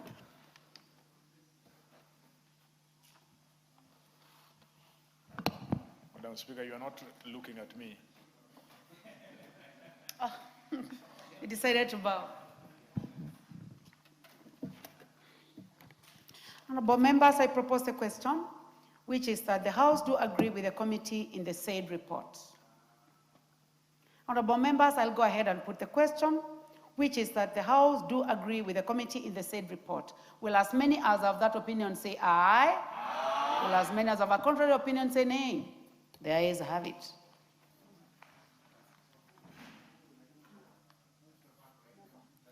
I now call upon the mover to move the third reading. Honorable Speaker, I beg to move that the Basic Education Amendment Bill, National Assembly Bill, number 3 of 2025, be now read a third time. I also request now the Honorable Mwalimu Orero to second. Thank you, Madam Speaker, I second. You can make some comment? Yes. Let me propose first. I now propose the question, which is that the Basic Education Amendment Bill, National Assembly Bill number 3 of 2025, be now read a third time. Yes, you may. Let me give the first opportunity to the majority. Thank you, Honorable Speaker. Honorable Speaker, I want to say from the onset that the Honorable Oluoch has made us very, very, very proud in passing this bill. Because in this country, someone told me that poverty in the towns, in the cities, is deeper than poverty in the rural. Because in these towns, and especially in the slums, you know, for you to eat, for you to educate, for you to do anything, you must have money.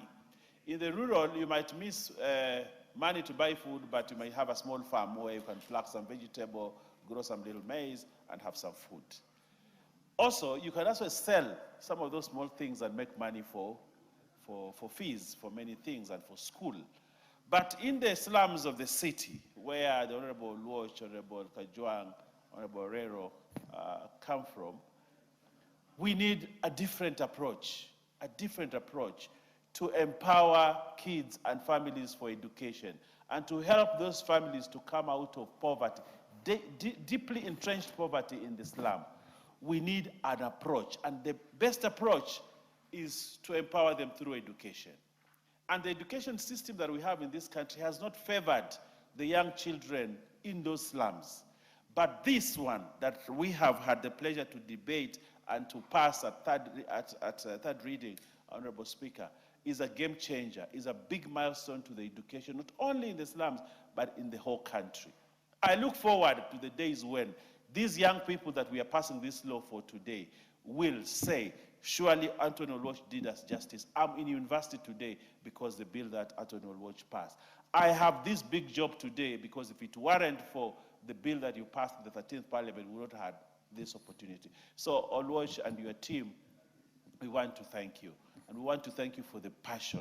And this government wants, on behalf of majority, I want to say thank you for struggling for these many years to ensure that eventually we have a law that, and I want to ask the people that we have bequeathed the honor and the responsibility to ensure the implementation of this act, that they do act accordingly. We have given them 6 months to do the regulations and 1 year to ensure that everything is in order so that these schools, and I look forward to the time when we will come and change the may to shall, so that it is mandatory for government to provide resources for those schools so that our young people in the slums also become part of the Kenyan nation that grows this country and takes it forward. I thank you, Honorable Speaker, and I support. The Honorable T.J. Kajwang. Mr. Speaker, Madam Speaker, I want to congratulate Honorable Oluoch immensely. He has taken a big shoulder off our backs. It's been a long time, 30 years plus, struggling to get this information in the ears of the executive. And I'm proud that even though this bill did not come from the executive, it has come from this house. That in itself makes me proud that when the executive is asleep, we as members, legislators, can do certain things to make them move. This is not just computation. I just want to say to those members who think that everything must come from executive, you and I have a role to make laws. You can do things here without the executive coming to us, and those laws would be regarded. Number two, I thank you for the good words, Majority Leader. You do not know that you speak to our hearts, that one day the government, the Ministry of Education, will lay a budget formula, a policy formula, that can get these children to school. A lot of things are being done by this government, which is very, very good. In support of Article 43, you can see the housing infrastructure. somebody thought, and I am greatly indebted to President Ruto. He thought somewhere in a corner and found out how we can wake up those, spaces of land and build high-rise facilities to protect Article 43. Now I want him to go and sit in another corner after he has been elected, because I am sure he's going to be elected. He should sit in another corner and think on how we can provide education to these indigent children. I am sure working with that kind of thinking, something will pop up. Something will pop up and we will have a way of actually funding these young people to education. And so, Madam Speaker, we also want to thank you because you are gracious enough to have understood. I know that you know about rural Kenya, but living in this city is a big challenge. And so out there, I want to ask that the President would accent this act immediately, this bill immediately, so that Treasury would, so that Jogo House would change their thinking, because we have now laid a policy. They would have changed their thinking in approach to the young people who are thirsty for education. I thank you so much. The Honorable KJ. Madam Speaker, I stand proudly declaring that I am a teacher. And I want to acknowledge too that I did go to school with the Honorable Anthony Oluoch, and he himself, before he was a wakili, he was an artist and an educator. I also see in the house my neighbor, the Mwalimu Orero. And we cannot say how grateful we are today, this morning, to see this happen. I also must call out the Honorable Chairperson of Education and recognize what he has been able to do in the journey of enacting this bill that was brought by Honorable Anthony Oluoch, reminding myself that even the gracious lady who is sitting on the Speaker's seat is herself a teacher by training. That what we have done this morning, Madam Speaker, is great for education in our country for a time such as this. Honorable Oluoch, you should be extremely proud for the work that you have brought to Parliament this morning in the name of this bill that seeks out to equalize education in our city and in our country. Madam Speaker, most might not understand that the majority of our learners in the city of Nairobi actually go to schools that are called alternative providers of education. You can imagine a child being taken to a school that is being termed as alternative, meaning that these are children who are seen not to be mainstream. The efforts that has gone in today morning in Parliament, Madam Speaker, has been an effort to mainstream the child of Dagoretti South, the child of Nairobi, into mainstream education. How does this become important, Madam Speaker? It is because we know that education can change the fortunes of an individual, the fortunes of a society, and the fortunes of a country. So, Madam Speaker, each time we speak about our journey towards Singapore, we must always be reminded that the journey towards the first world shall be informed by skills. And these skills are not just basic skills. They are relevant skills that the country needs to upgrade ourselves from what is referred to as the third world to what we are looking to be a first world country. So even as we are making the efforts of moving this country into the first world, we must be reminded that the software is education. And so, Madam Speaker, I stand to commend the Honorable Oluoch for his impressive work in the 12th Parliament and in the 13th Parliament, and I stand to support him in his effort to see that this basic education amendment bill is enacted, and calling upon the chairperson of education to rein in on the ministry. As it is, they are behind even with the laws that already exist. What we imagine education to be in Kenya is not what it is.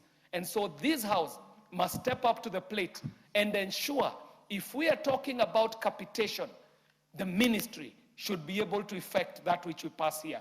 If we are talking about the quality of education in the syllabus, then we must make sure that the quality of education in the syllabus is as prescribed by our guiding principles. So, Madam Speaker, this is not a bill for Honorable Oluoch. It is not a bill for Nairobi. This is a bill for Kenya, and it speaks to the bigger picture that we see Kenya developing into. And so, Madam Speaker, I thank you for the opportunity, and I started by reminding you that you yourself are an educator, and I must remind the House that it is the great Martin Luther King who tells us that the function of education is to teach one to be able to think intensively and to think critically, and that intelligence plus character is the goal of true education. That we are looking to see our children come from those mabati contraptions, come out of those cardboard contraptions, come to an education setting that allows themselves to develop their faculties to the level where they can think critically, they can think intensively, and so that they can get some intelligence and they can get some character, because that is the true goal of education, as espoused in our guiding principles, in our constitution, and even in these laws that we are passing. Madam Speaker, I thank you for the opportunity, and congratulations, Mwalimu, Honorable Wakili Anthony Oluoch. Thank you very much. Thank you, honorable members. I see several of you have indicated that you would like to comment. So make quick comments. The chairperson, education, and member for Tinderet. Thank you, Madam Speaker. Madam Speaker, I want to comment two members of parliament, Honorable TJ Kajwang and Honorable member for Madare, that they have been very, very vocal and insistent in trying to have this bill through. I want to commend the members of the Education Committee. In fact, in their effort, they actually came to the committee, asked, with the support of member of Kibra, that we move across the slums before we discuss this particular bill. I personally visited Madare with Honorable Oluoch. A number of members we visited Kibra, informal settlements, and several other slums across the city. The members of the Education Committee watched and heard from the citizens of this country how their alternative provision of basic education at first hand, how schools, how students went through those particular schools, and finally went into the mainstream senior school through those particular mabatis, the small contraptions, and many others. Alternative basic education and training, Madam Speaker, has a long history. It dates back to 2020, the new constitution, 2010. And in fact, the Education Committee went to the US way back in 2013, 2014, and what we call US charter schools. And the late member for Gibra, Honorable Koth, and many of the Education Committee members then, where I've sat for quite some time, saw how the US government has managed to provide alternative basic education schools in US charter schools in almost the similar way that we have actually passed the bill here. Kenyans, especially Kenyan cities and Kenyan towns, have big problem of schooling, especially on the land sizes, on the building, the standard of buildings, but this will not actually make government give an excuse of not giving education to these Kenyans, because it's not their choice. The cost of land and the size of the building and where the building is situated should not be an impediment to providing full education for Kenyans across the country. This bill, with the regulations that Honorable two members have actually given in with the assistance of the Majority Leader, and the canvassing that has gone through this bill, will actually see hundreds of thousands of Kenyans enjoy an education system that is accommodative and actually available for all of us. Honorable TJ, you actually did and indicate that the changes of the words may and shall are actually directive, and it will actually be given in due course 2-3 years when the economy is well, the government should be in a position to provide the basic education for all in the country, irrespective of where the schools are and how they are managed. It is only about mainstreaming them, and we shall have them done well. Congratulations to this House, and congratulations to the support of all the members of the Education Committee. I support that. Thank you. Honorable Timothy Toroitich, member for Marakwet. Quick comments, we have Yes, agreed Chair. on the time. Chair, I wish to take this opportunity to salute the Honorable Anthony Aluoch for this progressive amendment to the Basic Education Act. Honorable Speaker, Article 43 of our Constitution provides in very clear terms that education is a fundamental basic right. And therefore, Honorable Speaker, this is one of the ways of actualizing and realizing the benefits of Article 43 of our Constitution. Honorable Speaker, informal settlements, children in informal settlements and marginalized areas in this country have had challenges, especially where there are inadequate provision of basic facilities in those institutions. Therefore, Honorable Speaker, I wish to congratulate the Honorable Member. And Honorable Speaker, this particular provision has also opened up, apart from informal settlements, we have added the definition of alternative provision of basic education training to include marginalized areas, vulnerable communities, and other areas where access to formal education in schools is inadequate. And therefore, Honorable Speaker, we are realizing the benefits of Article 43 of our Constitution, and therefore, for me, this is very progressive. Congratulations, the Honorable Anthony Aluoch. The Honorable Gitonga Morugara, and we'll do 1 minute so that Yes. we move to other Thank you very business much, of the House. Honorable Speaker. Honorable Speaker, let me commend the two advocates who are also members of this House. It shows that advocates understand education matters, and we are led by yet another advocate, the CS for Education, the Honorable Julius Ogamba, who is doing very well in that ministry. I commend the Committee on Education. Again, they've done a fantastic job. We are all up to getting education to the required standards in this country so that our children can actually get the best. It doesn't have to be in the urban areas, but even in the rural areas. We must improve on our schools' infrastructure, we must provide capitation, and the children must learn. Thank you very much, the two advocates. Honorable Peter Orero, member for Kibra. 1 minute. Thank you, Madam Speaker. I want to really congratulate my colleague, Honorable Aluoch, for bringing up this bill. Now, these two colleagues, TJ and Aluoch, are also my mentors in terms of the procedures of the House. But in this, I want to say that the upbed schools in our constituencies, the informal settlement, are more than the public schools. Like in my constituency, I only have 11 public schools and over 150 upbed schools. It means, therefore, that the children in my constituency go to upbed school, yet these schools have never been recognized in law.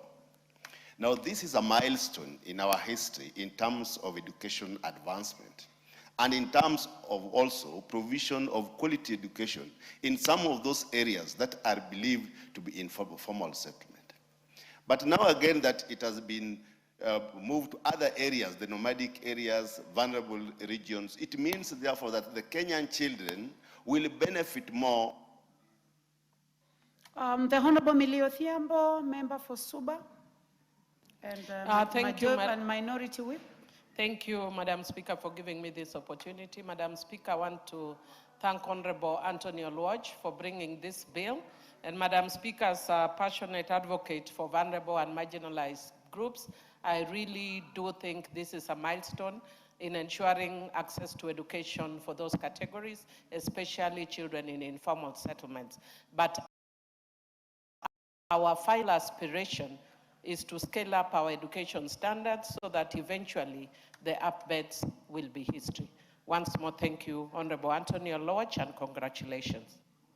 Thank you very much. The Honorable Beatrice Elachi, member for Dagoretti North. Thank you, Madam Speaker. I also want to thank my colleague and to really thank Antonio Lodge. He has been very consistent on this, and I think as we move forward, the most important thing, especially in this CBC system, is even as we look at the APET schools, we want the ministry to really look at them so that all our children get a favorable way of education and not feeling that one is more superior than the other. And therefore, Madam Speaker, I beg to support, and I hope the ministry will look at the amendments and support us. Thank you, Madam.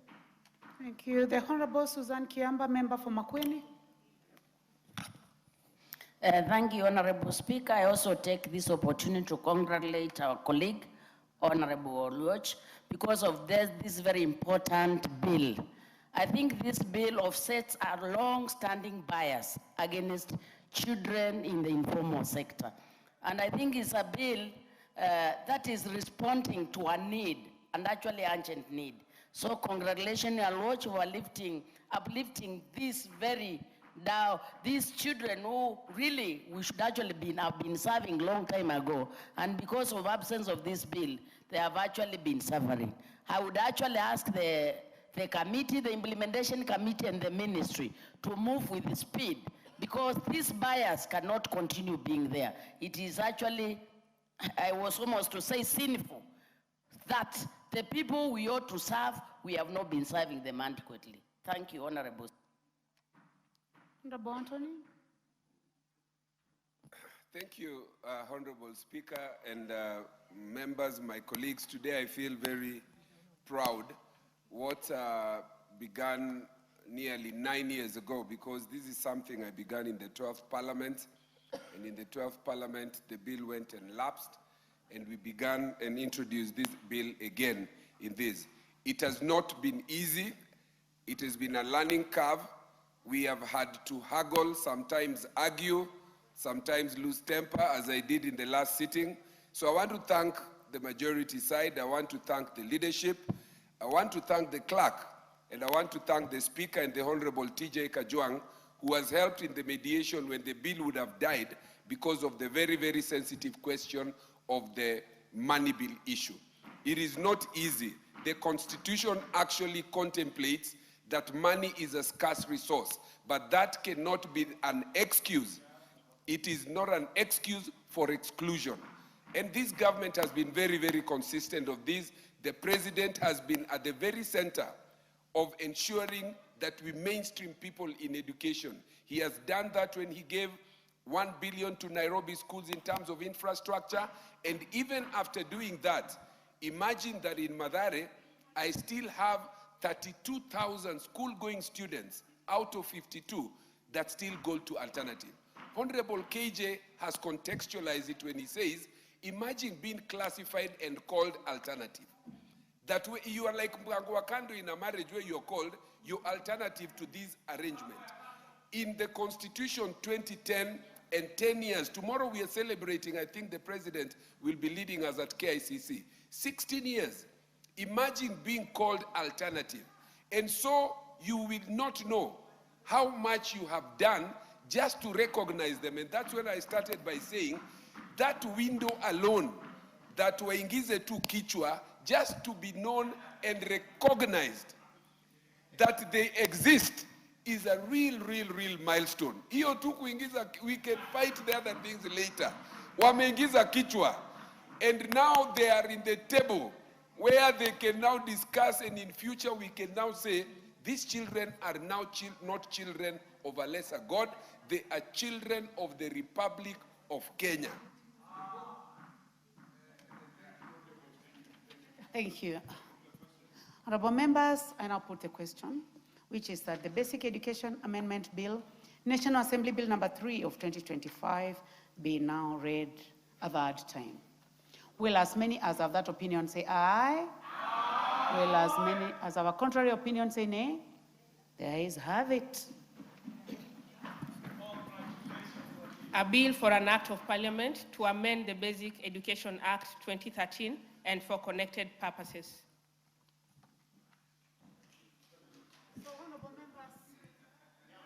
Honorable members, before we go to the next order, which is 11, I would like us to go to order number 5, so that we can give a chance to the chairman, JLAC, to lay a paper. You may proceed, Chairman. Thank you very much, Honorable Speaker. Honorable Speaker, I beg to lay the following paper on the table of the House today, Wednesday, 26th August 2026. Report of the Departmental Committee on Justice and Legal Affairs on its consideration of the Trust Administration Bill, National Assembly Bill number 29 of 2026. Thank you very much, Honorable Speaker. Thank you. Next order. Order number 11, the Trust Administration Bill, National Assembly Bill number 29 of 2026, second reading, resumption of debate.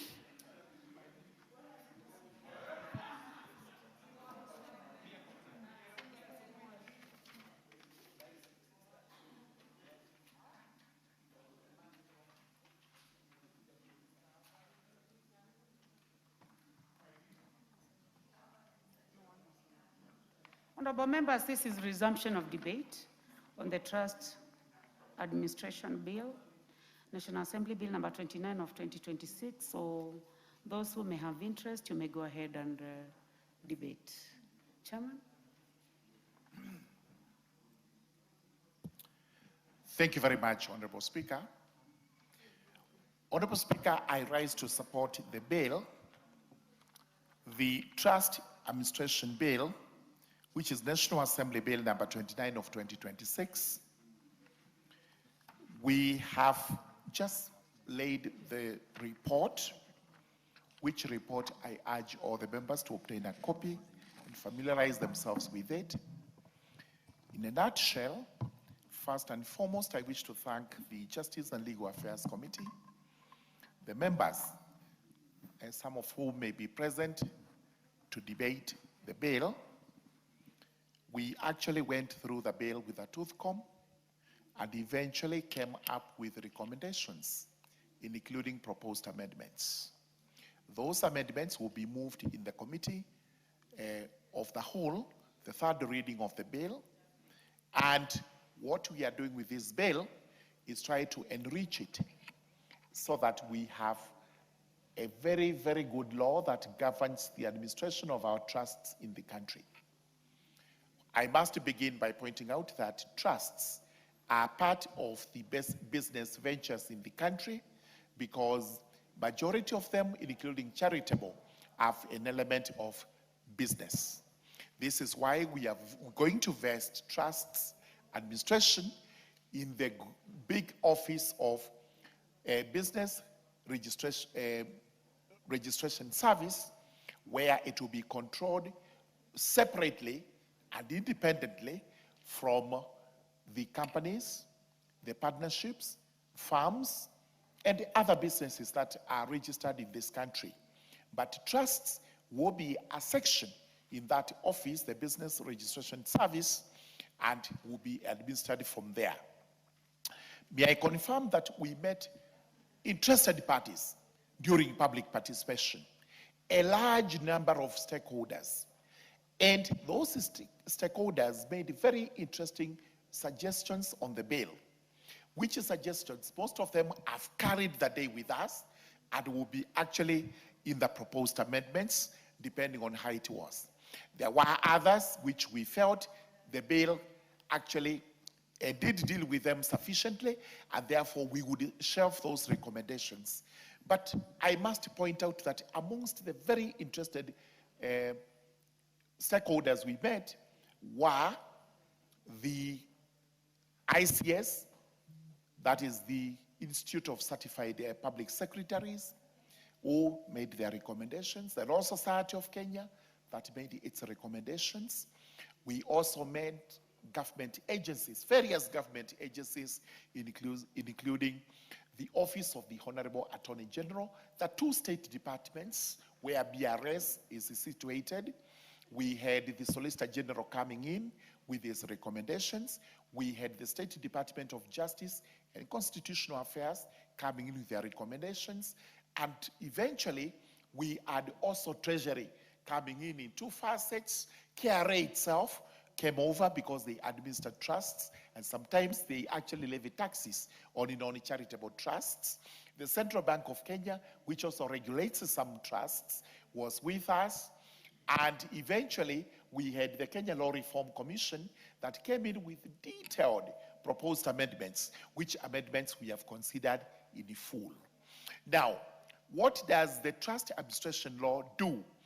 As indicated on the long title of the bill, it is to consolidate trust laws in the country. Trust laws are not very clear, even to students of law, and even to some practicing lawyers for a long time, because it's an area that we always found quite difficult in equity. We had to learn what trusts were, how they are formed, how they incorporated, how they are administered, including various customary trusts, Islamic trusts, and other trusts that come along. We have two sets of acts which deal with trust laws in the country. The first one is called the Trustees Act, and the other one is called the Trustees Perpetual Succession Act. Those two are now being repealed so that they are amalgamated into the trust administration laws, which we are now debating. So what we will come up is a unified code of law to govern our trusts. And many other people will ask you, where are these trusts? Where are they found? The most noticeable of them, apart from the educational trusts, which are charitable, we also have some political trusts in the name of foundations here and there. We have the churches. Churches in almost the entire country are run by registered trustees. They are registered, they used to be registered under the Societies Act, but the owners of those churches would be registered trustees. So we have many trusts that are formed by churches, and majority of them are charitable. It means they are for the benefit of the members of the church. And that's why we had actually to define who a beneficial owner is, because it becomes difficult, especially for a church charitable trust, to identify the person who is the beneficial owner. So we have defined the beneficial owner to include persons who have interest in those charities. Again, there is a provision in the bill that the charitable trusts would not trade. We have to look at this with a tooth comb and also listen to stakeholders, the churches, because they informed us that although they are charitable trusts, do not do any profitable business. Sometimes they conduct business for the benefit of the trust. For example, a church would get a donation regarding their hospital so that they are able to provide better medical services. Then instead of plowing the money directly into medicines, they may actually, into medicines that are issued free, they may set up a chemist where they would have medicines sold at non-profit cost elements only. And therefore, they would be doing this so that they generate a little money, plow it back into the trust, and it now starts succeeding itself. Even in education, a school, a church school, or a school that is charitable may actually get a donation and decide to set up a textbook bookshop where they would sell books to the school, to the pupils, to the parents, again, not at exorbitant prices, but with a view to gaining a little more money, which they will plow back into the trust, which is the school. So we have looked at this to see that it may not be necessary to make a provision that charitable trusts would not have to trade. Sometimes they may just have to trade for purposes of the benefit of the trust. We've also looked at non-charitable trusts. These are trusts that are not charitable, and the net effect is, we've said, they must have a physical person present in the country who is a trust, purely to ensure that we cover economic crimes in the country. Because some of these trusts, if they are not properly regulated, if they are not properly taken care of, would actually encourage such vices as money laundering, corruption, and other crimes which we are supposed to fight. And as soon as we pass this bill, I assure the country. Yes, please give him that 1 minute. Thank you very much. I assure the country that the grey listing we have with the financial institutions will possibly now be lifted so that we are better off placed and we can sit in the international money markets where we can be heard as a country that has complied with the laws regarding anti-money laundering, corruption, and proceeds of crime, which is very important in those particular money markets. With those remarks, I beg to support and urge the House to support this bill. Thank you. Honorable members, there be no further interest in this. I'd like to call upon the mover to reply. Mover, go ahead and reply. Honorable Owen Bayer. Thank you, Honorable Speaker. Honorable Speaker, I stand to reply on the Trust Administration Bill, National Assembly Bill 2020, number 29 of 2026. Honorable Speaker, I think robust debate has gone on. We have had good debate on this, on the establishment and administration of trust, the three types of trusts, Honorable Speaker.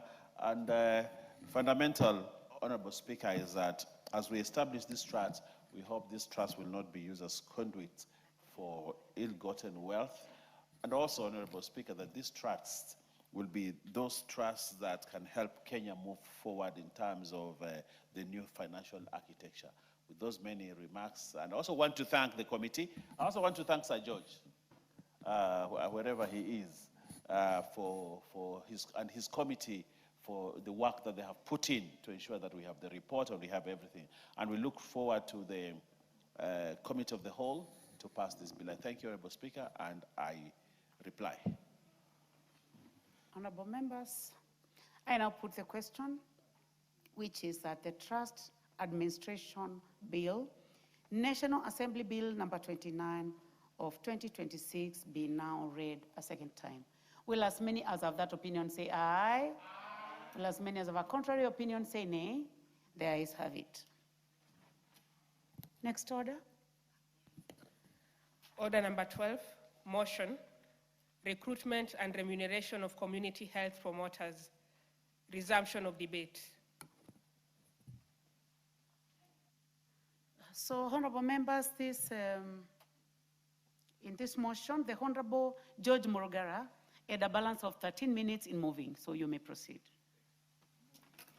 In moving, yes. Thank you very much. Thank you very much, Honorable Speaker. Honorable Speaker, I beg to continue moving that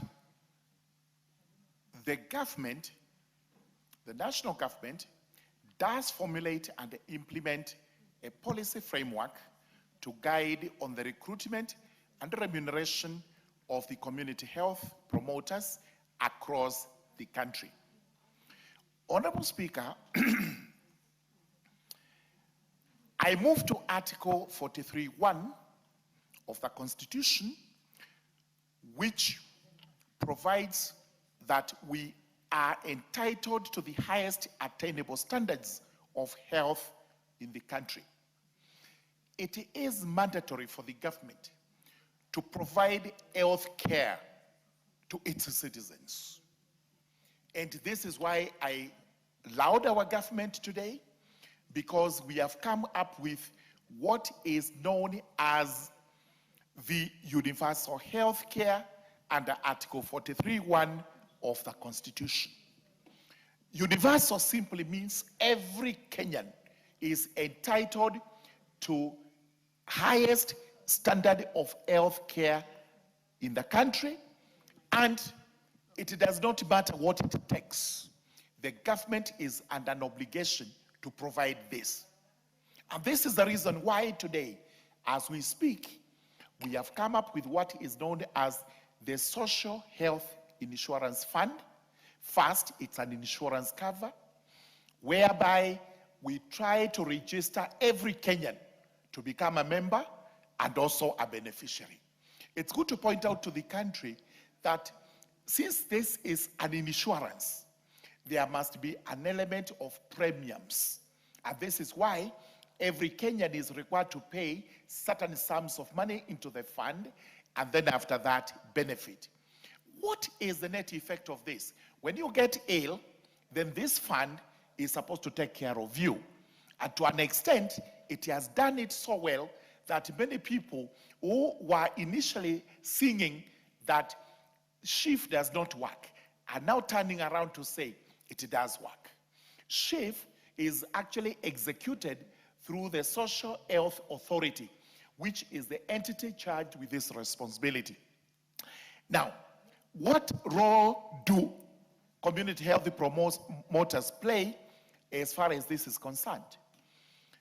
We must admit that as they go around, and these are very, very important people in our rural setup, especially rural setup, where medical facilities are scarce. What are those medical facilities? We are supposed to have hospitals, health centers, and dispensaries. In most of these rural areas, we don't even have health centers. We only have dispensaries. So these health promoters, as they move around, they are also encouraging members of the public to register to be members of SHIF through SHA. And SHA or SHIF, when it works, it's sending money all the way to the dispensaries in the villages, so that these dispensaries, through their development in infrastructure, they are able to improve themselves, they are able to procure drugs, they are able to procure facilities. This is a function bestowed on these health workers to ensure that the public is educated as regards what the benefits of SHIF and SHA would be. Something else which these health promoters do is to ensure that they deal with basic ailments from the rural population. The basic ailments include common malaria, which is found everywhere. They have also to do with what are called the common health diseases, including blood sugar and the other ones that they have to deal with.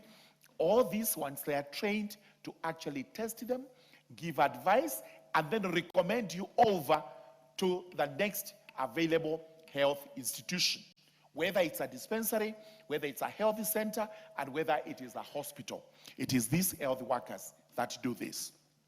So today, as we discuss this extremely important motion, we have to bear in mind that these people who do so much work that is highly valuable, work that ought to be done and must be done, do not get any salaries for the work done. They do not get any proper remuneration. We know for sure what happens is the national government makes a contribution of 2,500, while the county government makes a contribution of another 2,500, and they receive a token of 5,000 shillings for such work. This is the reason why I have considered it necessary to bring this motion, so that we now resolve that our government will actually formulate and implement a policy so that these people can start earning a salary. They will be better trained, and there is no problem with us coming up with educational qualification, simply because educational qualification is based on the education we give to our children. We take them to school to learn, we take them to colleges to learn, and then after that, they can actually take up jobs such as this. But before that is done, those who have been assigned this duty, who have volunteered in the first instance and are receiving the stipends, should continue receiving the same. And if the government can, as we formulate the policy and implement it, improve on the stipends, then it is highly advisable that this is done and these people receive better remuneration as we go along.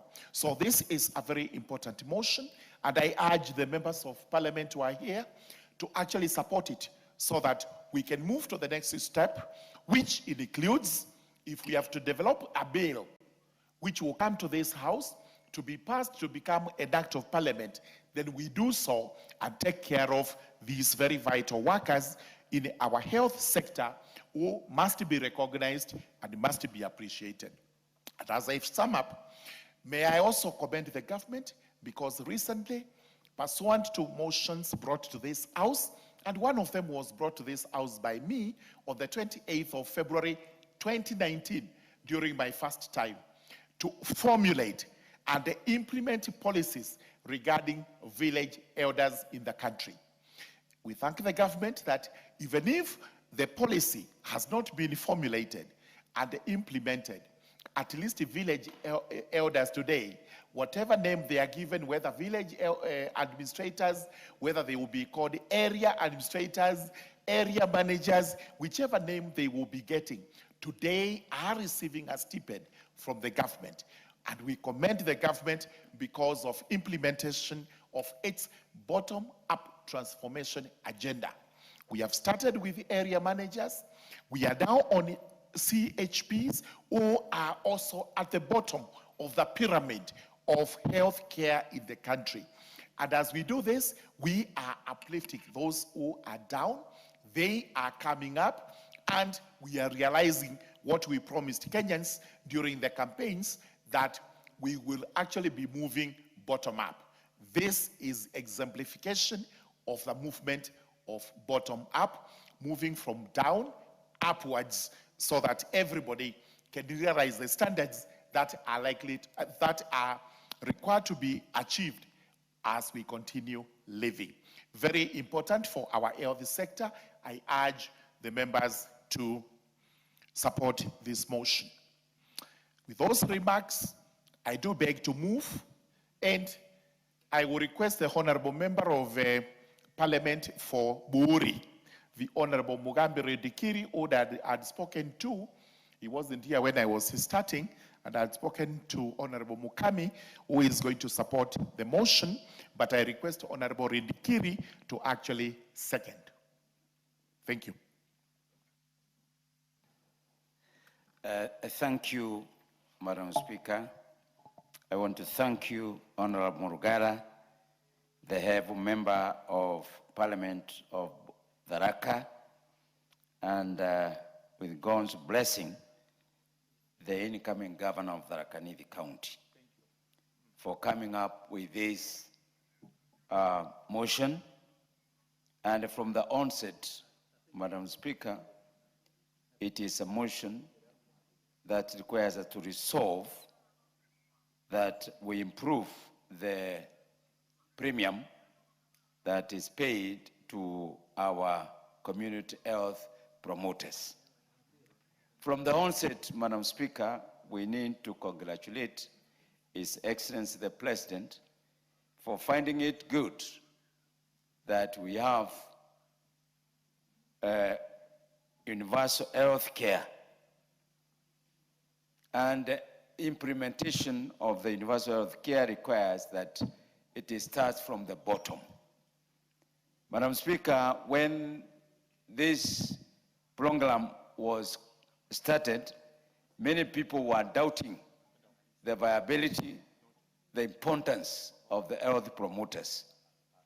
But as time has progressed, we have seen that they play a very serious role in dissemination of health information. In many areas, particularly in Bole constituency, for example, many people did not have a lot of health education on why there are some illnesses are identified within certain regions. For example, cancer, flu, pneumonia, malaria, high blood pressure, etc. These people, since they started operating, we have seen an improvement of understanding the basic health and even hygiene factors. Madam Speaker, these are very important persons in as far as even the medical research is concerned.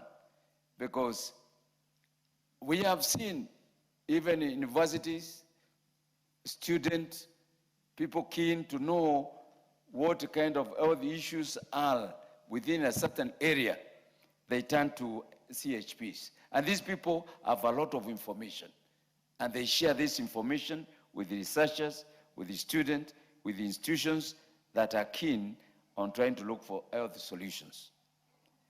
Madam Speaker, the biggest question is, what is the economic implication of the amount of money that we are seeing be increased versus the benefit of having the CHPs? Madam Speaker, it goes without saying, the work these people are doing is bigger than the salary that we are saying is need to be increased. I'm sure the mover of this motion had in mind, at least if we are able to approach the minimum salary. And, but we need to really say we might not be able to reach the minimum as per the Constitution, but at least an improvement of that premium is going to improve the welfare of these workers. Madam Speaker, these people operate under very strenuous circumstances. These are the people who are called on the first line. Mama so and so is not feeling well. Baba so and so has a problem. This kid has this. They learn during the cold. They learn during the mud.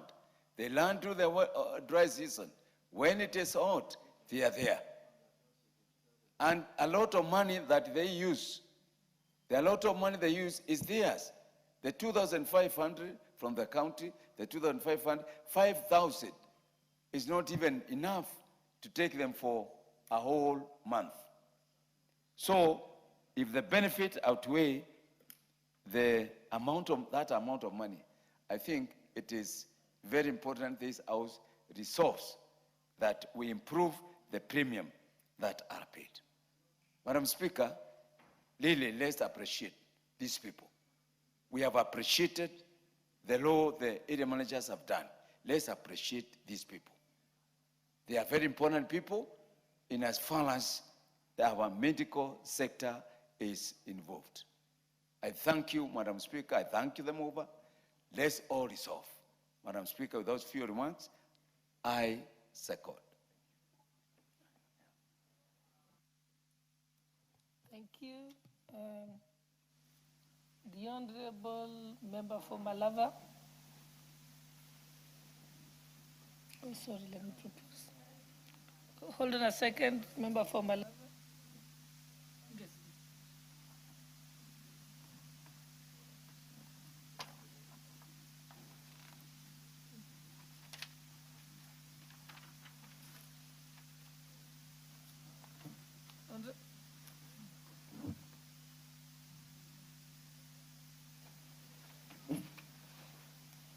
Honorable members, I now propose that, aware that the community health promoters play an integral role in the delivery of primary health care at community level by providing basic health services, including health promotion, education, and disease prevention and detection. They also support maternal and child health care interventions and community mobilization, and further aware the community health promoters serve as the first point of contact between the households and the formal health system. Concerned that despite their important contribution to the realization of universal health coverage and the attainment of the highest attainable standard of health under Article 43(1) of the Constitution, community health promoters continue to discharge these critical duties with inadequate facilitation and insufficient remuneration. Acknowledging that proper facilitation and motivation and fair remuneration of the community health promoters would enhance service delivery, strengthen preventive health care, and reduce pressure on health facilities. Cognizant of the fact that the health policy is a function of the national government, now therefore, this House resolves that the national government formulates and implements a policy framework to guide on the recruitment and remuneration of the community health promoters across the country. Okay, proceed, Member for Malava. Thank you, Madam Speaker. First of all, I'd like to appreciate and congratulate Honorable Mrungara for the good idea to bring this to this House. Madam Speaker, I rise to support this motion on the recruitment and remuneration of community promoters across the country. Madam Speaker, community promoters are at the first point of contact between millions of Kenyan households and also in the health system. Madam Speaker, health promoters, they educate our grassroots families and on medical issues. Madam Speaker, they undertake disease surveillance, and they also promote maternal and child health care. Madam Speaker, to take it home, they also identify or detect illness, and they link patients with health facilities. Madam Speaker, by law, they are recognized in the Act of Primary Health Care 2023 Act, and they are also part of primary health care workforce. Madam Speaker, health promoters cannot expect to perform when they are not working under conducive environment, because we also cannot expect good health care at the grassroots level while the health promoters, what they are delivering is mainly given with inadequate facilitation. Madam Speaker, what I mean by inadequate facilitation, they don't have what it takes for them to give superb delivery. And also they have uncertain about their welfare. Uncertain means they don't know when they are going to be paid. Madam Speaker, they don't know how they can be given the motivation for them to perform better. Madam Speaker, by law, they already have government support, mostly the county governments. But Madam Speaker, you find that the county governments are not providing training to CHVs. They are not facilitating them with the working tools. And also, Madam Speaker, they don't give a good remuneration. Because, Madam Speaker, they should be also be given stipends that are worthy and given a good supervision.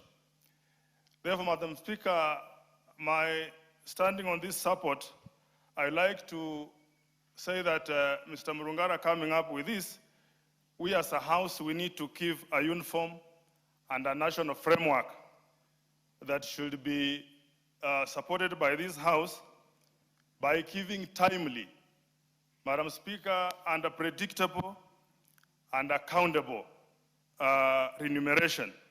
And this accountable remuneration, Madam Speaker, should be sustainable. We need to establish reliability that guarantees, Madam Speaker, the payment of CHVs. Madam Speaker, between national government and county governments, we must avoid delays and ensure that there is consistency in paying the CHVs. And the remuneration should be up to the standard so that facilitation in their field can be of high standard. Madam Speaker, we also need to provide medical cover.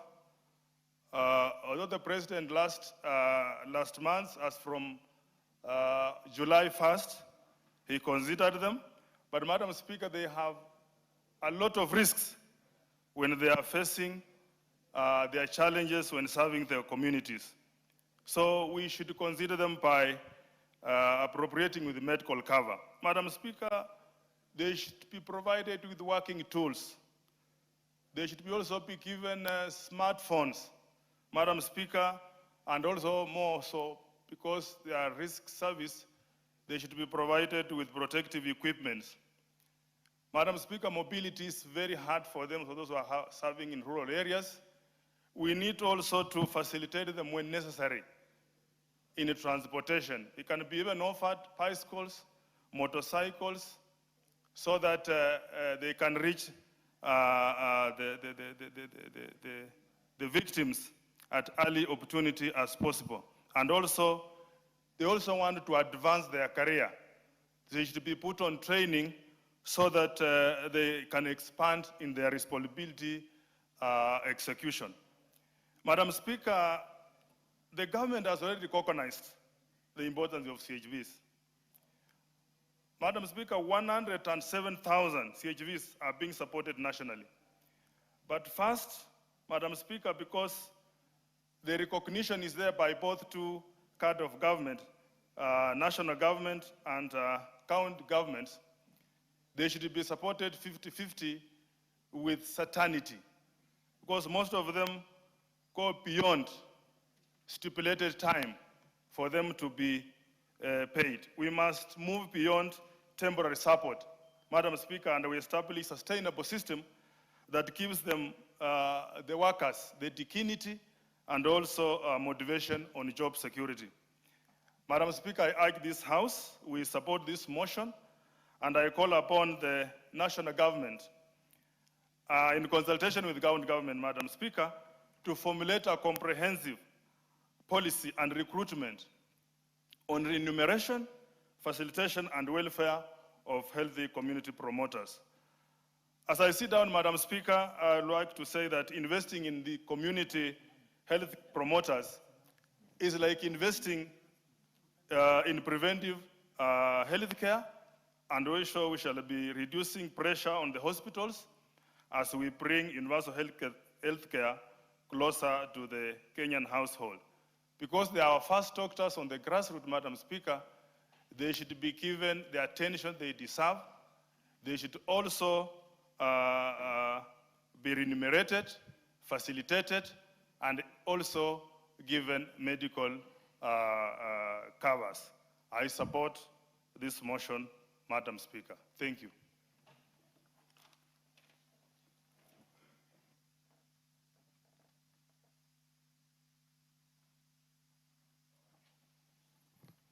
Honorable members, the time being 1 p.m., this House stands adjourned until today, Wednesday, 26th August 2026 at 2:30 p.m.